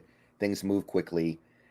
People boost up the board at the last second all the time. People go down the board at the last second all the time. But we're going to start off this collection with Kenny McIntosh of the Georgia Bulldogs, national champions. 23 years old, 6 feet tall, 204 pounds, ran a 4.62 40, one of the slower 40s we've seen so far, with a 1.54 10-yard split, though, so acceleration's there. Most of the big boards have him early day three. That's where the aggregate has him. The only one that really liked him was the Draft Network. They had him going late day two. Not a ton of production, but last year he did manage to put together 800 yards rushing and 500 yards receiving. So he was a dual threat running back of sorts. But how do you see it working in the NFL with Kenny McIntosh? He's like Gibbs, where there's a lot of him lining up as a pure wide receiver at times in that Georgia offense and getting his production operating like a receiver, not just fly sweep guy, bubble screen guy, but go and run a route and Stenson will look for you. The 1-5 split does help you out with that 40 time, and that helps you to think that he'll be able to do the wide receiver stuff if you get him into the slot, because he'll have the quickness. He'll have the get up and go gear to him to be able to get up to speed to get into his routes on that. He's useful in the flexibility he provides with that. I just didn't like him as a running back as much. He had some quick reactions. He's got the acceleration. He's got some pretty good vision on reading what's going on in front of him, but a very upright runner. And he's not necessarily a guy who's going to run really strong at 4.62 either. He's not a power guy. You know, he's more like a receiver running as a running back, as a little bit as in his body style to me. So a guy that I'm not quite as high on as maybe some of the others are. I'm more of a fifth round kind of range with him at this point. And where I have fifth round on him too. There's a lot that he has to work on. He's not good in pass protection. He runs upright, like you said. Slow top speed. He's going to have a lot of plays where he runs for like 20 yards, and you swear that any other running back would have had an 80-yard touchdown. Stuff like that. Agreed. He does have good vision. He's pretty explosive. He's pretty good in the open field. He was an effective kick returner in college as well, so that's interesting. But also the fact that he didn't get the ball that much in college, like he never had a season where he touched the ball more than 200 times. It kind of makes him raw, even though he's 23. So it's like a combination of him being a little bit too old and a little bit too inexperienced, that worst of both worlds. Yeah. He has I think he's a little bit of a tweener, Brendan, at the position here. Rather than being that modern guy of the Debo Samuel, Christian McCaffrey, or what I think Jahmyr Gibbs is, I think he's a little more tweener. Yeah. So I'd say fifth round. I think that would be okay. Okay, now we're moving along here to one of my favorites. One of my favorites in this class. We got Roschon Johnson of the Texas Longhorns. Got a bold prediction for you on this one, too. Oh, yeah? Yeah. Hit it. Roschon Johnson's going to go in the third round of this draft, and I maybe even believe in a it. higher portion of the third round of this draft, I believe. I think it's on the table. Yeah, the reports are he's interviewing tremendously well. People loved him at the program out there at Texas. I watch his tape and I just come away again and again going, this is Chris Carson. And Chris Carson went late in the draft that he went, but he also went because there was extenuating circumstances there, right? Didn't have the carries on the background, yes, but then he had the injuries going back to high school that just tortured him all the way even through college at that time. That was part of what knocked him down at that point. Roschon doesn't have that going on. He runs. There's few backs in this draft that run really strong and powerfully and are hard to bring down. I watch Roschon. I see Chris Carson in his running style. It looks the very same thing. He's got that thing he does, Brendan, where Chris Carson would get a guy with a tackler who would tackle him, picture perfect tackling style. They would put their shoulder right up into his midsection, and any other back gets tackled with it. But Carson could just have that way to kind of just roll off the tackle and then keep going forward. Not even a home run play, just he might only get there 4 yards off of it, but just he could always kind of just eat that hit and keep going. And that's Roschon. Yeah. I think his measurables are almost identical to Carson. They ran the exact same 40, 4.58. I think their 10-yard splits were basically identical to 1.52. 6 feet tall, 219 pounds is very Chris Carson-y. He's Chris Carson without the extensive injury history. Right. Or if you prefer Chris Carson without the fumbles, because Carson had a fumbling issue that one year. Yeah. But CBS is the only big board that currently has him in the top. They actually have him early third, but the aggregate has him going mid fourth. I could see him moving up, absolutely. Not a guy who had a ton of production in college. I don't think he had a season where he had over 100 rushes, but he's big, acceleration and burst. He's got vision, instincts, tackle breaker. I kind of like the fact that he hasn't gotten the ball that much in this case because it means there's not a ton of wear and tear on his body. He's not somebody who's like when Leonard Fournette came to the NFL, I was like, man, this guy's getting beat up in college like this, the way he runs. I don't know how much he's going to have. As it turns out, he had a little bit, but not as much as some running backs. Great in short yardage. He's got good hands, great in pass protection. Some issues, like he's not going to make people miss in the open field, just like Carson didn't do that a whole lot. His route running could be better, I think, even though he has good hands. And, I mean, being Bijan's backup in college is life on easy mode. Let's be real here. So he was protected in college in a way that he won't always be protected in the pros. But I really like Roschon. He's one of my favorites. I do too. And I think you got stuck behind the back. That's a generational back. It's not any shade at you. As far as like, well, that means you should have been able to beat him out for that job. I'm like, oh, really? Like nobody was beating him out for that job. And you got to think you got Sarkisian down there with Texas. Sark's always going to want to throw the ball a good amount of time. He's not going to be a pure running style coach and how he's going to operate his offenses. So there just wasn't the opportunities, but you're right. Tread's not been torn off the tire. He's got a lot left to go and will be, I think, a better pro than he was in college. Okay, so I would love to get him in the fourth. If I have to pick him in the third, I'm honestly going to be pretty on board with that. I'm not against him in the third at all. I'm not against the third either because, again, you always got to look at second, third, fourth round. Where are you picking in that round? And is it the back or the front when you consider some of these players? And getting Roschon at the back, which is 20, you're in the back half now of that third round. That's fine. It's good enough value for me. And what I've read off this guy and what I'm hearing about in NFL circles, it's my bold prediction. He's going in the third round one way or another. So if it's not how some teams doing it. Okay. So yeah, we both really like Roschon. So there is consensus on that. I think he's just everything that we need right now. All right. Moving along here, we have another player who played his college football in the state of Texas. It was Kendre Miller of the TCU Horned Frogs. 21 years old, 5'11", 215 pounds. PFF likes him enough to put him late day 2, but the aggregate has him going early day 3. Last year was his best year by far. 1,400 rushing yards in 14 games, 17 touchdowns. Not a ton as a receiver in terms of production. Also did not do anything at the combine. But how you feeling about Kendre Miller? To me, he's a less electric, slightly slower version of Aaron Jones with the Green Bay Packers. He is a downhill runner, stands out to me. It's not even like just the quickness. It's the getting the ball and getting downhill, just getting down into that line of scrimmage. And like with Jones, he is down and through the line of scrimmage in a flash. And then, like with Jones, he's able to get through that line of scrimmage going full speed.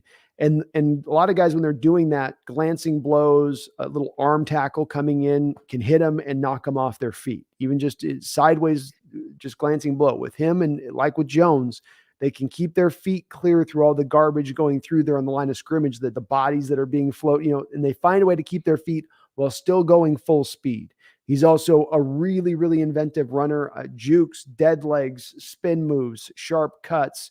He's the kind of fun back that fans would love to watch, right? Because he's going to pull it all out for you. Yeah, it's like Tajay Spears. He's got the controller.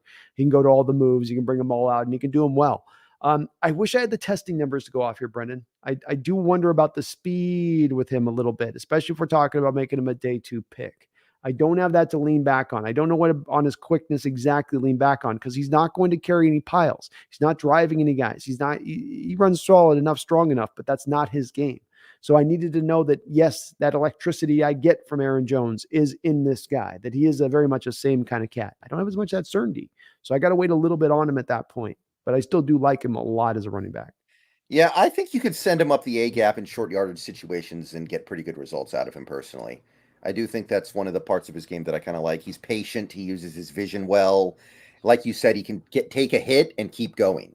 He's somebody who can get hit and stay upright, good acceleration.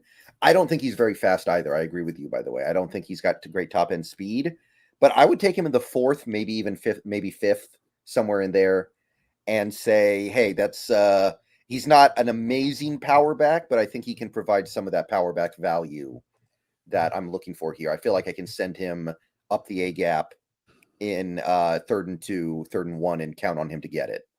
And I have a late 3rd round grade on him, but I'd prefer us getting where you just said in the 4th round.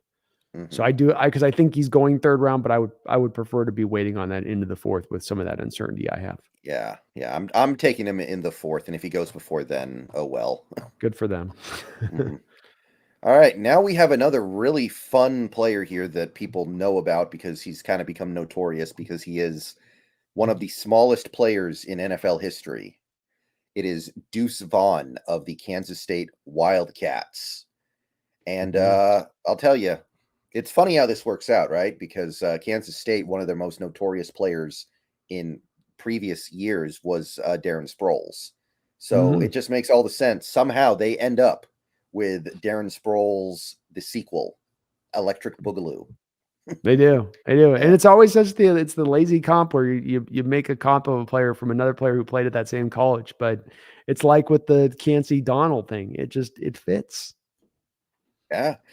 So 5'5".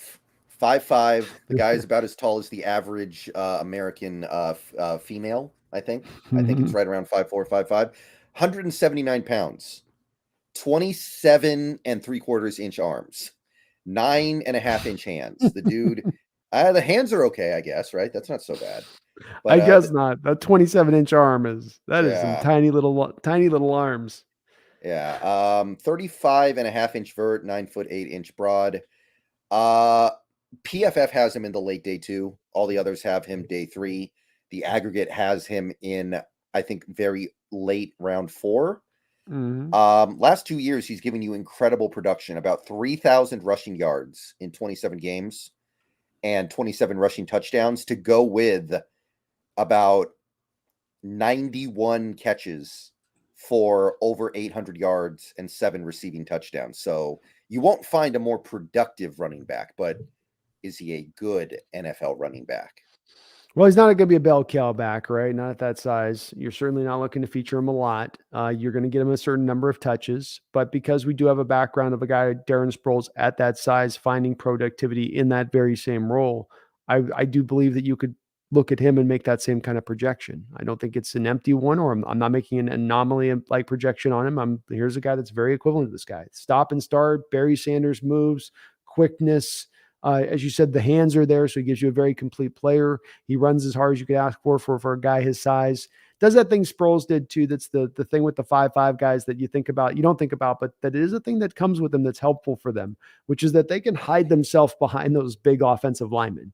You get the 6'4" guy that's 5. They just and they'll if you hear people everybody talk about Darren Sproles, they would talk about this. He would just hide in and tuck himself in behind one of his guards and then just kind of ride in behind them, getting his yards before you. And you're a 6'5" defensive lineman. You're look, where the hell is he? I can't see him.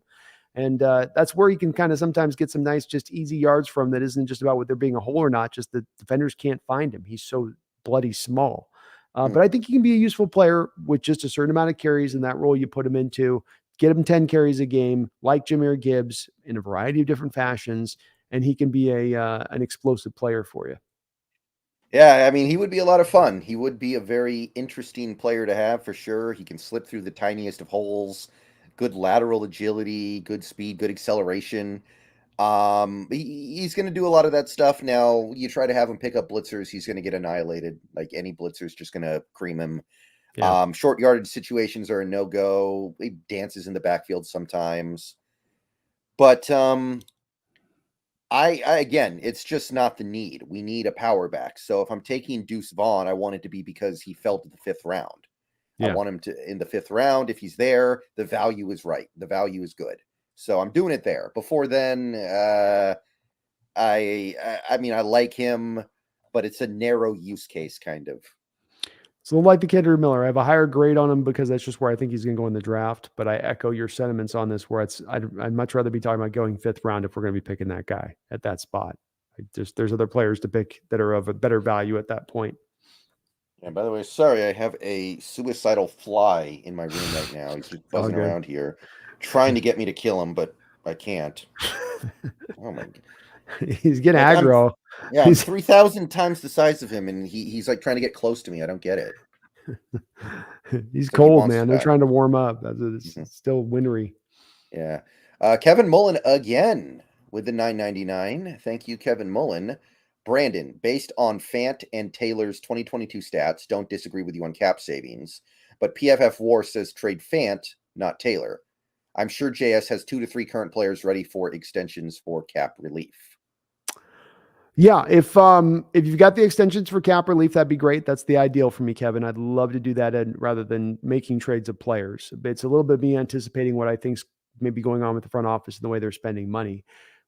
Remember that when I did this mock last night, at the head of the mock, I'm selecting Will Anderson. And so, this comes down to really, it's like a formula, as I always try to break this stuff down to, even though I'm not a math guy. And you go, okay, I've got Anderson. So what's more valuable with Taylor? If I can take the Taylor pick and package with a Fant and get back up into the 2nd round, is that more valuable for the player who comes in? Like, let's say I get a Keanu Benton, is the equivalent of that player I bring in? Or is it better to have Taylor as the 4th guy off the bench as an edge rusher and Saiki Ika in the 4th round that I pick instead, with the Fant pick that I get as the pure 4th round selection? From my standpoint at that point, I'd rather go with the first option on that, Kevin, because of the fact that I don't think Taylor's going to be here long term. I think he's a one-trick pony, is just a pass rush specialist only.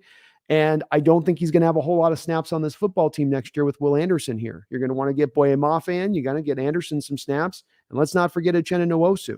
What is there left over for Taylor to now go out there and get as far as very much pass rush next year? Not much to me. So if we didn't have Anderson, I wouldn't be looking to move Taylor as much as the forefront of that. But if you get Anderson on the forefront, I think it does drive a little bit of that decision making to me. Yeah, and I agree with the last part of this comment. I hope that we can resolve our situations through extensions, but I've looked at it. Like the guys you could extend would be like Nwosu, and edge rushers are expensive. Even though you're freeing him from that year of even though you're extending him a year early, you're still probably looking at like adding 2 years and 35 million to his deal to make it like 3 for 45. Which is what Hassan Reddick got, which I have to believe Nwosu could say I should get at least that. 100%. Yeah. And like I don't think you're going to extend Lockett. He's going to want to wait and get a bigger extension in a couple years when he's actually on the last year of his deal. And you might not want to do that anyway because he is getting older and maybe you're starting to feel like, hey, this isn't going to last forever. You're not going to extend Metcalf because you just extended him. You can't do that. There really aren't that many guys you can extend when you think about it. The list gets short very quickly. It really does, Kevin, on this one. I mean, that's the other thing is that there's just not a plethora of list of extension ready players that are going to save you that money. As you were saying with Uchenna, it's even when you sign him now, you're maybe saving 5 million on that extension deal because of the high numbers of the deal at that point on this year's cap. It's tough, but I'd prefer to do that way, Kevin. I agree with Brendan on this. I'd prefer to just do it with an extensions by instead of having to necessarily make it by moves. Right. So we're moving along here, and this is a guy we spoke about a little bit earlier, but he's worth talking about again because I do like him. I like him a little more than the aggregate. It's Israel Abanikanda. Pittsburgh, only 20, one of the few 20-year-olds who will be 20 when the season starts. He will be a NFL player playing in an actual NFL game before he turns 21. Very rare. Very rare. 5'10", 216 pounds. The big board that likes him the most are Sports Illustrated and the Draft Network. They have him right on the edge of day 2. The aggregate has him going very low in round 4. Last year was his big year, 1,400 rushing yards, 20 touchdowns, 12 catches in 11 games. So, Abanikanda, how do you feel about him? 5'11", 427, 40 at his pro day, jumped 128-inch broad jump, and also 41 inches on his vertical leap. You mentioned his age as well in addition to that, so a guy that's very physically advanced for being such a young guy. He is a yoked up power strider. He is a burst and speed guy, not an either or, both. He is not looking to mess around. He is not looking to play any games. He's going to come downhill at you all day long, 24/7, and press that hole. And he has such speed on tape that shows up where he is capable of breaking even the most innocuous play for a big-time home run play. You take the wrong angle on him as a safety coming up, he's going to punish you. And it's not going to require a juke or a spin move or a dead leg or a cut.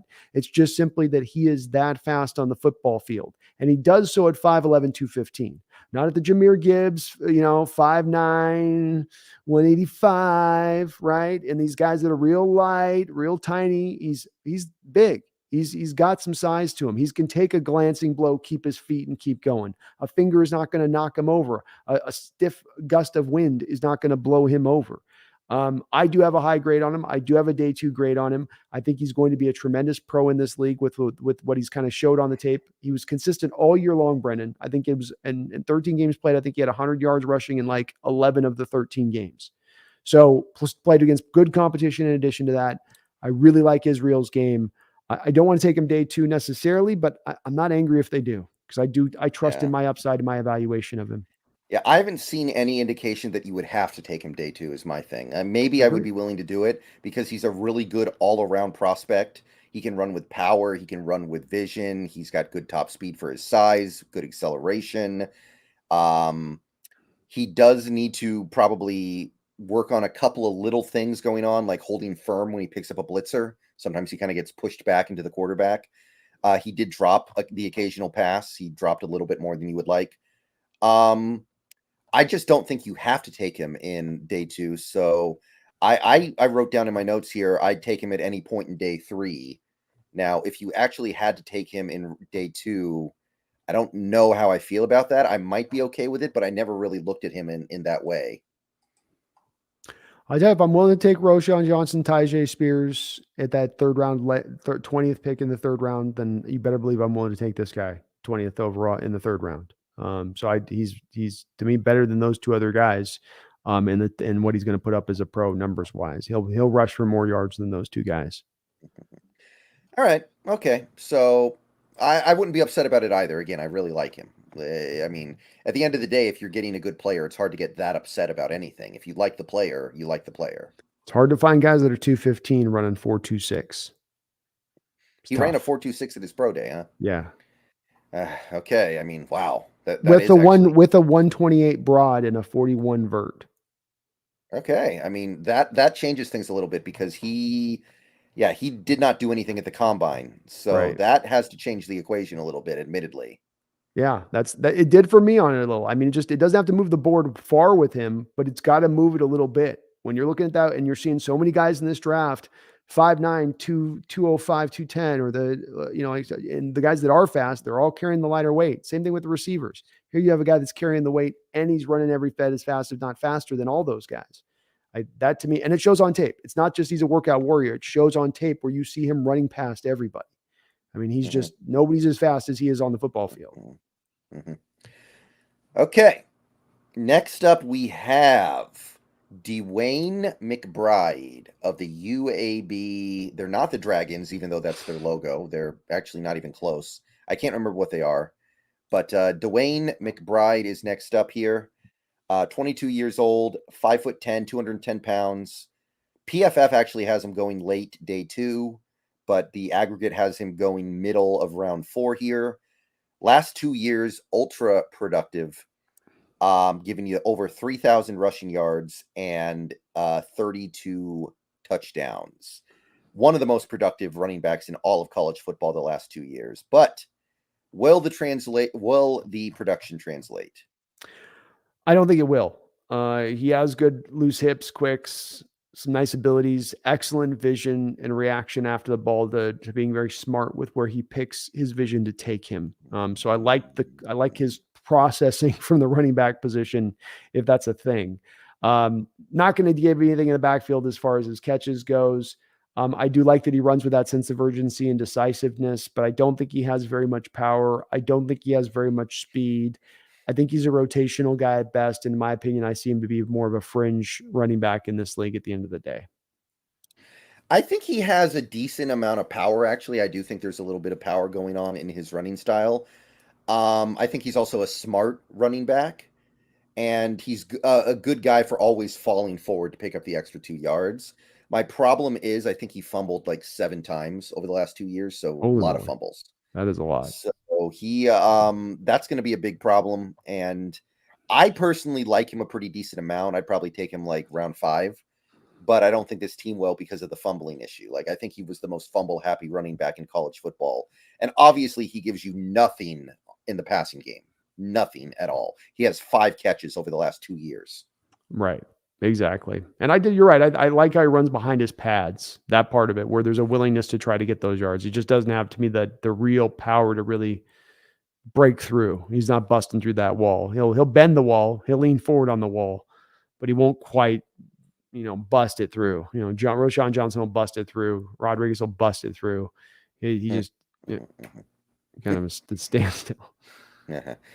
Okay, moving right along here, we have Eric Gray of the Oklahoma Sooners and their storied history of producing good running backs. This isn't really one of the better prospects they've churned out lately, but 5'9.5", 207 pounds, 37.5-inch vert, pretty good. All the big boards have him going day 3. Some have him going early, some have him going late. The aggregate has him as a late 4th-round pick. Last year gave you almost 1,400 yards in 12 games, 11 touchdowns, and 33 catches. So what'd you make of Eric Gray? Pound and move are sharp cuts in the open field, and for that reason, I put the player comp on him as Alex Collins. It's kind of how I saw him a little bit, where I don't think he has burst or speed, but he's a very decisive runner. He's very creative in the open field, and those cuts are very sharp. He can hit, make that plant where in the open field he's running full speed, a little bit like Bigsby, where over full speed, and then they can make that cut on the fly, which isn't really them making the move. They're not juking, they're not dead legging, they're just going from this to here. And he does that really well. I like that part of it. He will fight through tackles. He runs really tough. I felt like not overly big, 5'10 to 5'10, 210, right in there. So a little bit below average as far as I think his size as a back goes. I get worried about guys that don't have either burst or speed. I like it if you got one or the other at the running back position, but if you're a little bit times, to me, slow to the hole, even though you're a very nifty runner and very elusive, I just get a little worried about that, about you being able to hold up at the NFL level with those 2 deficiencies together. I like to have just one of the, don't have to have both, but give me one or the other on that a little bit. Yeah, I wasn't a big fan of Eric Gray personally. There is some good stuff. He's pretty good in the open field, pretty good receiver out of the backfield. He's creative, but he doesn't really have power and he doesn't really have top end speed. So there's just not a lot here that I really like. He's not really what we need right now either. If he slipped to like round 6, I would take him because of the value, but before then, I'm not super interested. Yeah, I'm not either. To me, I do have, that fifth, sixth round value grade on him, but I would prefer not to take him if we could. Yeah, at a certain point, the value becomes pretty undeniable. Yeah, certainly at that point. Uh-huh. All right, next up, we have a Minnesota Golden Gopher by the name of Mohamed Ibrahim, 24 years old, 5'8", 203 pounds. Did not do anything at the combine. I think he's recovering from an injury. Pretty much all the big boards have him in the 7th round, all the major big boards, but the smaller big boards actually have him in the 6th round in the aggregate. So somewhere around there. Very productive last year, almost 1,700 yards and 20 touchdowns. Only 7 catches, though, in 12 games. Year before, he also gave you about 1,100 yards and 15 touchdowns in 7 games, by the way. So he actually blew up. But in between those 2 seasons, you actually had a season where he played in 1 game and then got hurt. I think he, what was it? He broke his, I think he broke his foot or something. He got injured in week 1, missed the whole season. But Mohamed Ibrahim, what do you make of him? Low built to the ground guy, low center of gravity, really good burst with actually some ability to kind of open it up. I wouldn't go full on say his speed, but he's got ability to kind of open it up and have a little bit of an extra gear at times. Kind of, feel like a little bit of one of the more underrated running backs in this draft as far as being looked at as a 7th round guy, but really probably 4th, 5th, 6th round guy is with his production and how he runs on the field as hard as he runs. He's a little smaller, but he runs tough for as small as he is. And does have some of the big playability in addition to running, I think, tougher as small as he is. So I like him 6th, 7th round, but I think a little bit funner prospect than we normally talk about. So I like him way better than Gray, for instance. Yeah, I would like him, but the injuries really have me concerned. Like this guy, it Certainly. wasn't just the one injury. I think he missed most of 2019 as well. So every other year he misses a huge chunk of the season. He's already 24. Like there's already a lot of wear and tear on that body. I don't like it. Yeah. So under normal circumstances, I would say 5th round, but I would actually say like 7th here, just because of the injuries. I think have really removed his ceiling. Like Mm-hmm. he's never going to be much more than a power back at best. He's not really explosive. He's not super fast, and he doesn't do a lot on passing downs. Like he has 15 catches combined over his last 2 years playing 19 games.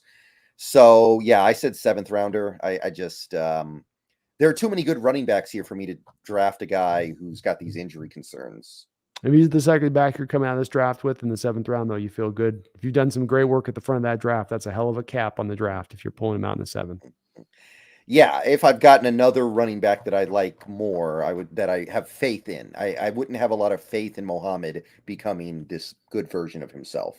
Yeah, I can see that. Let's see here. Biggs, thank you for the $5 super chat. Do you see any way we could somehow draft Anderson at 5 and still trade up from 20 to snag a sliding Carter? And what would it take? This has been an interesting conversation point recently.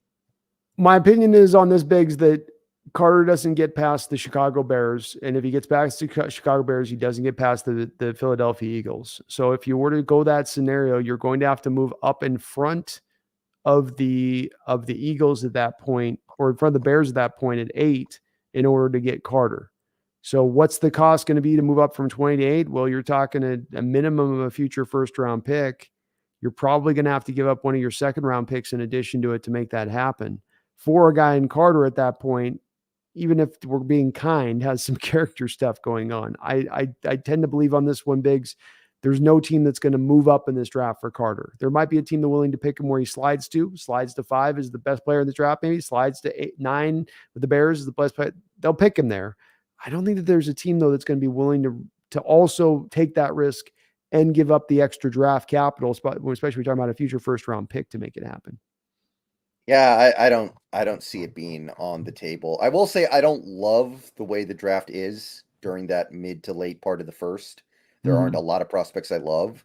So if the opportunity was to trade up to get one more blue chipper, even if it's not Carter, it could be Cansey, it could be somebody like that. Sure. But I think you'd have to trade up way too high. Like I don't know if Carter gets past the Lions at 6. It's very possible not. It's very possible not. I think the Lions are getting locked into. They just moved Akuda today, 5th round pick, and so I think they are starting to get more locked in either Gonzalez or Witherspoon there now at that spot.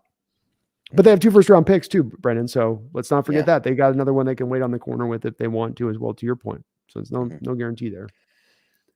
Bruce Spring, thank you for the 279 Canadian. I think he double super chatted by accident because it's the exact same comment pretty much. Thank you, But Bruce. thank you, Bruce, regardless. Either way, we'll address Thanks, Biggs, as well. we'll only address it once. We are not going to address it twice, just because you sent it twice, but we will address it once. Did you guys see Chris Sims' take on Will Anderson? Yes, I did. Yeah, Chris Sims is a guy in the past that I've had a lot of value in his assessments of things and liking where his head's usually at. In the last couple of years, I've got to be honest with you, there's been more and more occasions where I find myself in heavy disagreement with Chris on his outlook of players, and it gets wilder and wilder, almost like at times I'm not going to accuse him of doing clickbait videos, but there's some clickbaity stuff in this at times in recent years. Go look at his wide receiver, 5 wide receivers last year and his best guys. Garrett Wilson wasn't even on there. This is the guy that also loves Zach Wilson to the point that he thought Zach Wilson was the better quarterback over Trevor Lawrence. I mean, I'm sorry, but I don't think that his track record right now endears him in a point where he's so up ahead of this Anderson thing versus anybody else in their outlook of him. So I think Bruce, what's happened is in my theory, people walk into Anderson and they've been told he's a generational talent. And so then they don't see that on the tape. And so then they ding him for it, Bruce. But if you take the generational talent thing off of him and that label off him, just view him as the player he is, to me, in my opinion, he's outstanding. And he is the best edge in this draft. He absolutely is. Maybe not have the most upside. Maybe Tyree has the most upside, but he's got the most bust to him too. So you can't just come at me with that upside stuff and not ignore that bust thing. There ain't no bust on Anderson. He's an alpha on your defense. He's a leader on your defense. You build around this guy and you don't think twice about it. Mm-hmm. Yeah, I agree. I can't see any scenario where Will Anderson isn't edge number 1 in this class. I don't know who else could even be considered. I understand that he doesn't have the upper level traits of some of the truly elite edges we've had go through the draft process in the last several years, couple decades, but he's up there. And his production at Alabama in 2021, and it's Alabama, he's playing good teams, not every week, but he is playing some good teams. I don't see how anybody can question that. That's unimpeachable. He averaged more than 2 tackles for loss a game. Yeah, with over 30 sacks in a 3-year period, and that's with last year being double teamed constantly. So the thing is, the same thing I think with Carb, like the people that hit them on the black productions last year or falls, like they're doubled all the time. Like it's going to hurt your production. There's only so much you can do there fighting through those doubles. Mm-hmm. All right. But thank you for the double super chats. Appreciate it, guys. Spring. Appreciate it. All right, next up we have a rarity. We have a very rare treat coming up here. We have a genuine NFL fullback who is expected to get drafted. It is Hunter Luepke of the North Dakota State Bisons. And this guy's a fullback. He can probably play a little bit of running back as like a power back, but he is more of a fullback. 6'1", 230 pounds, by far the heaviest running back of any kind we've looked at so far. Every big board has him going in the 6th or 7th that I've seen anyway. Over the last 2 years, he's given value as a running back. He's got over 1,100 rushing yards combined over the last 2 years and 17 touchdowns. And he's also added 23 catches and 7 touchdowns combined over the last 2 years. So a lot of production. This is not just a blocker. This is a guy who gets the ball in his hands and does things with it. But should he be getting the ball in his hands and doing things with it as a Seahawk? Well, he's definitely a hard runner. He comes from that old school running back style of the 70s, like Larry Zonka or the guy out of Washington, Riggins, where he's really good about keeping his feet moving off of contact, and guys will slide off of him at times when he breaks tackles by just kind of a will of force, keeping his feet. Excellent catcher, can twist his body back and contort his body in a way that fullbacks, say nothing of running backs, are very rarely able to do, and he's got pillowy, soft hands. He did, on all the tape that I watched, he was aligned as a running back. So when he goes to be a fullback of the National Football League, he's going to be kind of doing it on a normal basis for the first time. They used him as a back at Dakota. That's how he was run. I don't know if he's going to be that typical fullback, clear you through the whole guy. Can he be a Kyle Juszczyk? Sure. He's got a Kyle Juszczyk kind of skill set to him and what Kyle does. Do I think that makes him a target for the Seahawks? Not at all. I don't see where the fit lies here unless they look at him as a guy that could be a short yardage back for them. That's the only way that he gets on the team. The team is committed with this offense to going to the 3-2 and 3 tight end sets. If you're holding a fullback on the roster now, that means one less tight end that you're going to carry on the roster, meaning only 2 tight ends, meaning no more 3 tight end sets. So it's nearly an impossibility to me that we're looking at Hunter Lepke on any condition. Yeah, I like him. I like him though. I would. Sure. In a vacuum, I think he's worth a 6th round or 7th round pick. But my evaluation was probably better as a fullback than a running back. So there's just not a lot of room. Yeah, I agree, and he can be the next guy since Juszczyk to find a role, find a team, find a spot, excel at that, and have a good long pro career. Absolutely could. But I have reticence to think that he's going to hold up. He ran an okay for it, like 4.5, 740 his pro day, tested out okay. But I just don't think there's enough juice on tape from him to be able to be that running back featured guy back there to even get very many carries. Is he the, why he's got to be the fullback guy at that point. But you got none of the blocking ability to go back. It's the pass catching and as a runner. So he'll land somewhere. If we weren't as committed to the tight ends as we are, I'd be open to it for sure, or be open to a possibility. I just can't see it being feasible here. Yeah. He also actually played some tight end as well, so that might be a way to get your 4th tight end on the roster. Okay, well that might be. Maybe they do it that way. Yeah. He's a good player. I like him. Yeah. He'll have a good pro career. I think he'll find a role. Mm-hmm. Let's see here. Keaton Mitchell of East Carolina is next up here. 21 years old, 5'8", 179. So I think that's the exact same weight as Deuce Vaughn. So a little bit of a problem here, but he is fast. And he has the best acceleration of any back in this draft. 1.48 10-yard split. PFF loves him and thinks he'll go in the early 5th or even late 4th. The other big boards mostly have him going in the 7th or undrafted. The aggregate, however, has him in the 5th or 6th in that range. Very productive the last 2 years. Over 2,500 rushing yards, 23 touchdowns, and 50 catches for 500 yards over the last 2 seasons combined. What do you make of Keaton Mitchell? I think, 5th round grade is where I'd put him as well. You got a guy 4.37, 1.48 split, 38 vert, 126 broad, and he's explosive. It shows up on tape as well. He's an acceleration type back. So you give me that ideal burst or elite burst back I can get in the 5th round, even at 5'8", 179. I think I'm willing to pull that at that point. He is too often looking for the big play because he's an undersized guy, knows he's not driving the pile. So it's all about trying to find that room to where he can crack one out. Not always are you going to have that room to crack one out, though. And so is he going to find that in-between place where he can learn to be take that dirty 3 yards that some of these backs just are hesitant to do when they are a little undersized? I'm not sure. Doesn't show all the time with him doing that on tape. But there's a lot of big plays. There's a lot of talent to harvest from this guy and what he can bring to the table. He's going to have to gain another 10 or 15 pounds, which probably takes more to 4.45 stage, but he's not going to be able to run out there at 179 and get it done, in my opinion. All the same, though, I do like him and think he's got some pro potential with, like you said, being as quick as you're going to find in this draft. And the draft's got some quick running backs. He's the quickest of the bunch. Right. He's not really what we're looking for, but I do like him. If he's there in the 6th or 7th round, I'm like, yeah, sure. He's like a really poor man's K9, maybe. Much smaller version of K9. I don't think he's going to be good in short yardage. He's not going to be good picking up tough yards, dances too much. He does drop a lot of passes, even though I think he's a pretty good receiver potentially. He's going to struggle in pass protection because he's just so small, but the burst can't be beat, and the speed is really good too. Good lateral agility as well. I'd take him in the 6th or 7th. Yeah, I'd even do the 5th for me. I'll trust my ability to find a role for him at 4.37, 1.48 with his productivity coming out of college. I'll find a role. There's limitations there, but there's pluses there too that you can work with. Kevin Mullen once again with the $1.99. Butt, man. Yeah, JS drafting a fullback is a very Belore move. Could happen. I mean, it's possible. But that is it's that old offset we go to, Kevin, where there's only so many active roster spots. It's a push and pull game. If you're going to go one extra at one spot, if you're going to carry one extra running back, which if you're carrying that fullback, that means we're carrying 4 running backs and a fullback. So that means that price has to be cost and pulled from somewhere else on the roster.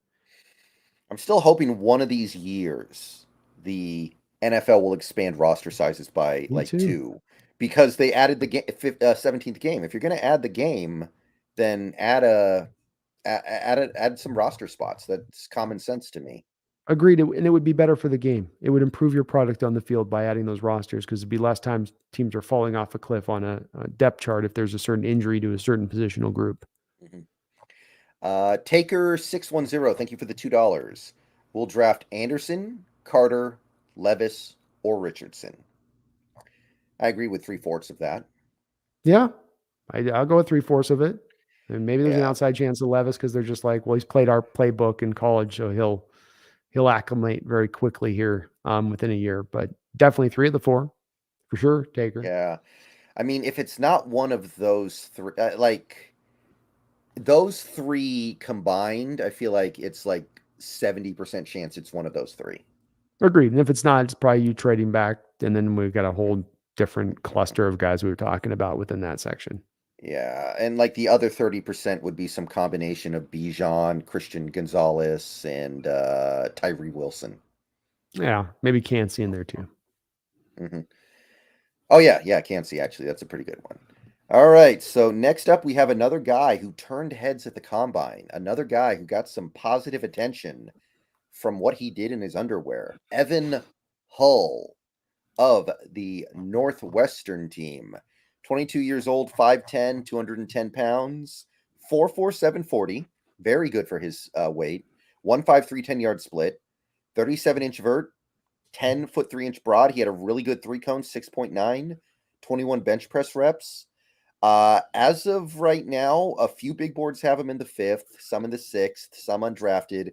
The aggregate says 6th round. The last 2 years, he's given you about 2,000 rushing yards in 24 games, 12 touchdowns, and big time receiver, almost 90 catches over his last 24 games. So Evan Hull, given a lot to that Northwestern offense, could he give a lot to the Seahawks offense? If you can give him a hole, that's the prerequisite for Mr. Hole. Is he needs a hole. The hole needs a Mhm, hole. So if you give him a hole, he'll gash you. He's got tremendous patience that he combines with excellent burst and acceleration that stands out. And if that hole's there, he will eat you up. He'll gash you. He can bust a big play.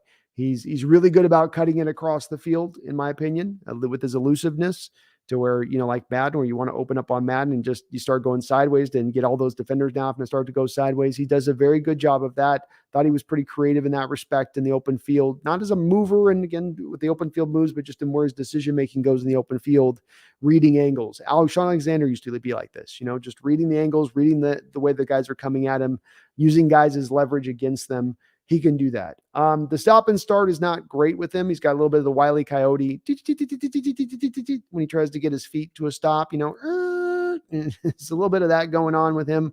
He is a good pass catcher out of the backfield, so maybe there's a little bit of potential that he offers you a third down back role. Another guy, if you get an arm on him, he's going down. There's not a lot of an ability, in my opinion, to really fight through much with him. My player comp for him was Danny Woodhead. Was who I saw as kind of that comp for him. But a little bit, I think this is more, unlike I thought like Chase Brown, this one would be to me more of the underwear workout warrior thing more than it being he's a true and tried prospects here. But I do have a late 5th round grade, 6th round grade on him. So Yeah, with how he was looking running around at like I think he was at the Senior Bowl too. He's going to remind some Seahawks fans, I think, of Travis Homer because Travis Homer got super ripped by the end. And Evan sure. Hull's kind of ripped like that. And he's also a really good pass catching back like Travis Homer was. Just wish he had a little bit more oomph to his game. He doesn't have he needs to fight a little bit harder for tough yards, needs to improve as a blocker. Like there's work to be Agreed. done. Agreed. Yeah. Yeah. It's just it's you got to give him a hole. You got to create that. If you create that, it's great. You get the most out of him. If you don't do that, you ain't getting much else for you. Yeah. Also, he should be good on special teams, I think. Should be good on special teams. Yeah. I'd take him in the 5th. I'd probably go 6th, but Mhm. I ain't crying if it's in the 5th. If he is taken in the 5th. Okay. He's got some burst. Mhm. All right, now we have a guy you mentioned a couple times already tonight. It is Chris Rodriguez Jr. of the Kentucky Wildcats. 22 years old, 6 feet tall, 217 pounds. Only did bench press at the combine, did 19 of them. ESPN really likes him. They think he could go in the 4th. So does Sports Illustrated. But the other big boards mostly have him going undrafted right now. The aggregate has him going in the early 6th. And he did not have a banner 2022. He missed a few games because of a DUI. I think he was suspended for 4 games, actually. Still gave you 900 yards and 6 touchdowns. The year before, he was a lot better, gave you 1,400 yards in a full season, 10 touchdowns. Is Chris Rodriguez the answer to our problems here? Yeah, I think he is. I think him and Roshan Johnson are the 2 hardest running backs in this draft, and that they're in a little bit of the cut above in that. He's very Marshawn Lynch-like. He wears 24. His running style has certain flares of Marshawn. He's a guy that's like 20 pounds less than Marshawn with less quickness and maybe a little less speed. But he runs hard as hell. And if you want, Brendan, you've talked about a lot on this stream, looking for the short yards back. This is what we need. This is you need a prescription. He's your cowbell. This is the guy that would ring that and be able to give you that and be able to run hard for you. So I go, you get him late 4th round. To me, that's fine value for that. I know what I'm getting in this guy. I know exactly what I'm getting. And it's maybe not going to be my starter out there, but if I need to bring him in the short yards, he's going to get that. He's going to get that yard. He will fight. He will claw, scratch, just like beast mode, where it's like, he's even got that like split-legged style of beast mode a little bit to his game that I like. But I think he can get it done. Very, very aggressive, very, very powerful runner. Also got patience and vision. And he did zone runs and gap runs at Kentucky. So that's going to be important with these guys too, because that Shane Waldron wants to do zone runs, but Pete loves his A-gap run. So you got to be able to do both. Right. And he's done and in those runs within this Ram system, which is a lot of duo blocking, combo blocking, slide to the second level, and then the running backs coming off their reads in a certain way. You got to play these in this kind of offense in certain ways as a running back. It doesn't let you that creativity and freedom, and it's hard for some to come into that rigidity. He'll already be used to it. Yeah. Are you concerned about the DUI charge maybe making him like a character concern? I mean, I'll let the front office do the background stuff on that. I always hate doing whether it's Carter or anybody, unless I've got the full book that I'm able to look on the guy. I hate making that kind of assessment. It wouldn't fully sell me off of him just the DUI alone. I mean, the circumstances of this last season where he had the DUI and then had a down season might allow you to get him in the 6th round, whereas normally you wouldn't. So I would be pretty all over that because he's a way to address our running back need without spending a high pick. You might get him in the 6th and you're like, cool, we have our power back. Yeah, especially if that's your second guy. If you've gone early 4th round here and taken this gap, then you get your power back in. You've rounded that running back out room in a hell of a fashion. And in fact, I think that's kind of what I did last night. I think I went Abakanda early, and then I came back and took Rodriguez late in my latest mock last night. I could be okay with that. Jason Tudor, thank you for the $10 Canadian. Like so many epic Hawks Nest streams. I watched you guys for a bit. Went and ran a D&D game, got done, and you're still on kicking butt. AR at 5, though. Let's go, Jason. Let's go. I'm with it. Yeah. Never done D&D myself, actually. I never have either. I've always heard about it, but I can't quite work up the, you're probably like me. You'll end up going back to a video game. If we're going game, let's just go video game. Yeah. Keep it easy. All right, here we've got our yearly Appalachian State representative. It seems like they always got one. It's Cameron Peoples of the Appy State, 23 years old, 6'1", 217 pounds, 4'6", 140, 156 10-yard split, 37-inch vert, 10-foot 1-inch broad. Most of the major big boards have him going right at the end of the 7th or undrafted. The aggregate has him going in like the early 7th. So probably going to be a very tail end of the draft type player here. Did not have a big year last year. He only played in 9 games and had 600 yards. The year before, he actually pushed close to 1,000, played the whole season, 14 touchdowns. So what do you make of Cameron Peoples? Strong runner. Oddly strong runner because he does get very upright in his running style, and it's hard. It's a little like Charbonnet. Like they run so strong, but they also get so upright in where they come from with it. It's kind of those two don't go together a little bit. I thought his little special skill was his ability to keep his feet with defenders trying to bring him down by his feet because they're scared to go up high with he's being so strong. So they try to go low He's always on his tape, picking his feet up from the tacklers beneath him. I don't trust the 1-5-6 10-yard split at all. He's 4.61 on the field, and he looks slow, and he looks like he lack of burst, lack of speed. And as I said before about one of the other guys we were looking at with this, you're missing both those things. Hard for me to get very excited with you. I like how strong he runs. He's got a hell of a stiff arm to his game, but there's just not a lot there to believe that this is a guy that's going to make it work at the NFL level. Yeah, my main issue with him, honestly, is how often he got hurt in college. Very injury-plagued career. Oof, I didn't even consider that. Yeah, like he plays with the ferocity that I like in a running back. I like the way he runs. I like how aggressive he is.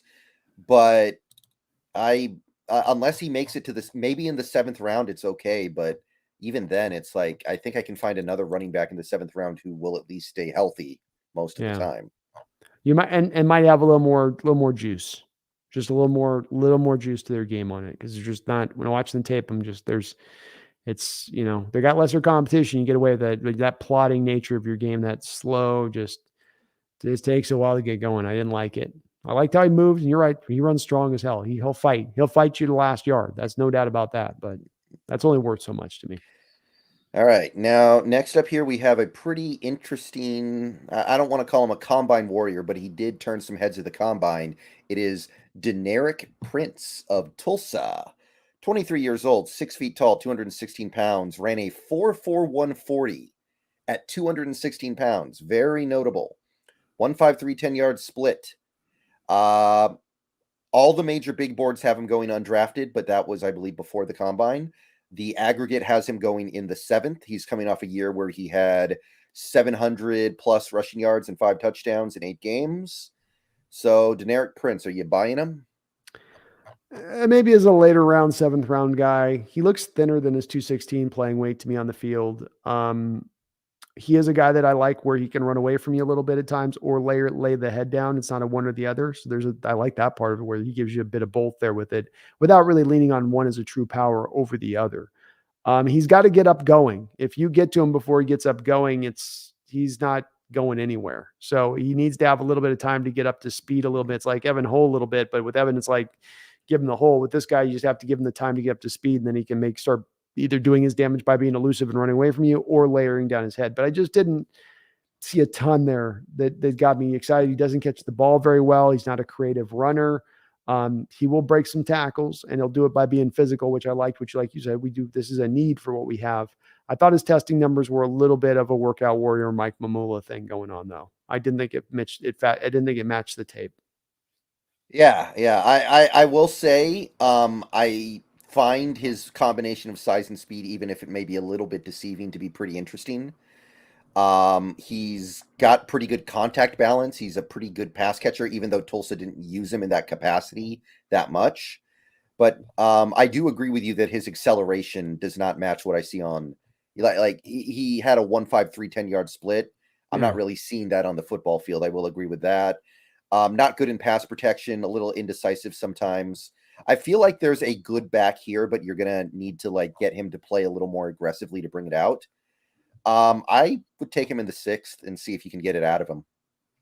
6th, 7th round, I'm not going to hate it. But I do think I'm a little reticent to think he's going to get there. I think he could. It's possible he could, but he's one that just struck me as I'm not quite seeing it there. Okay, we got one more. We got one more running back. Just one. And it is Travis Dye of the USC Trojans. Could not find his age.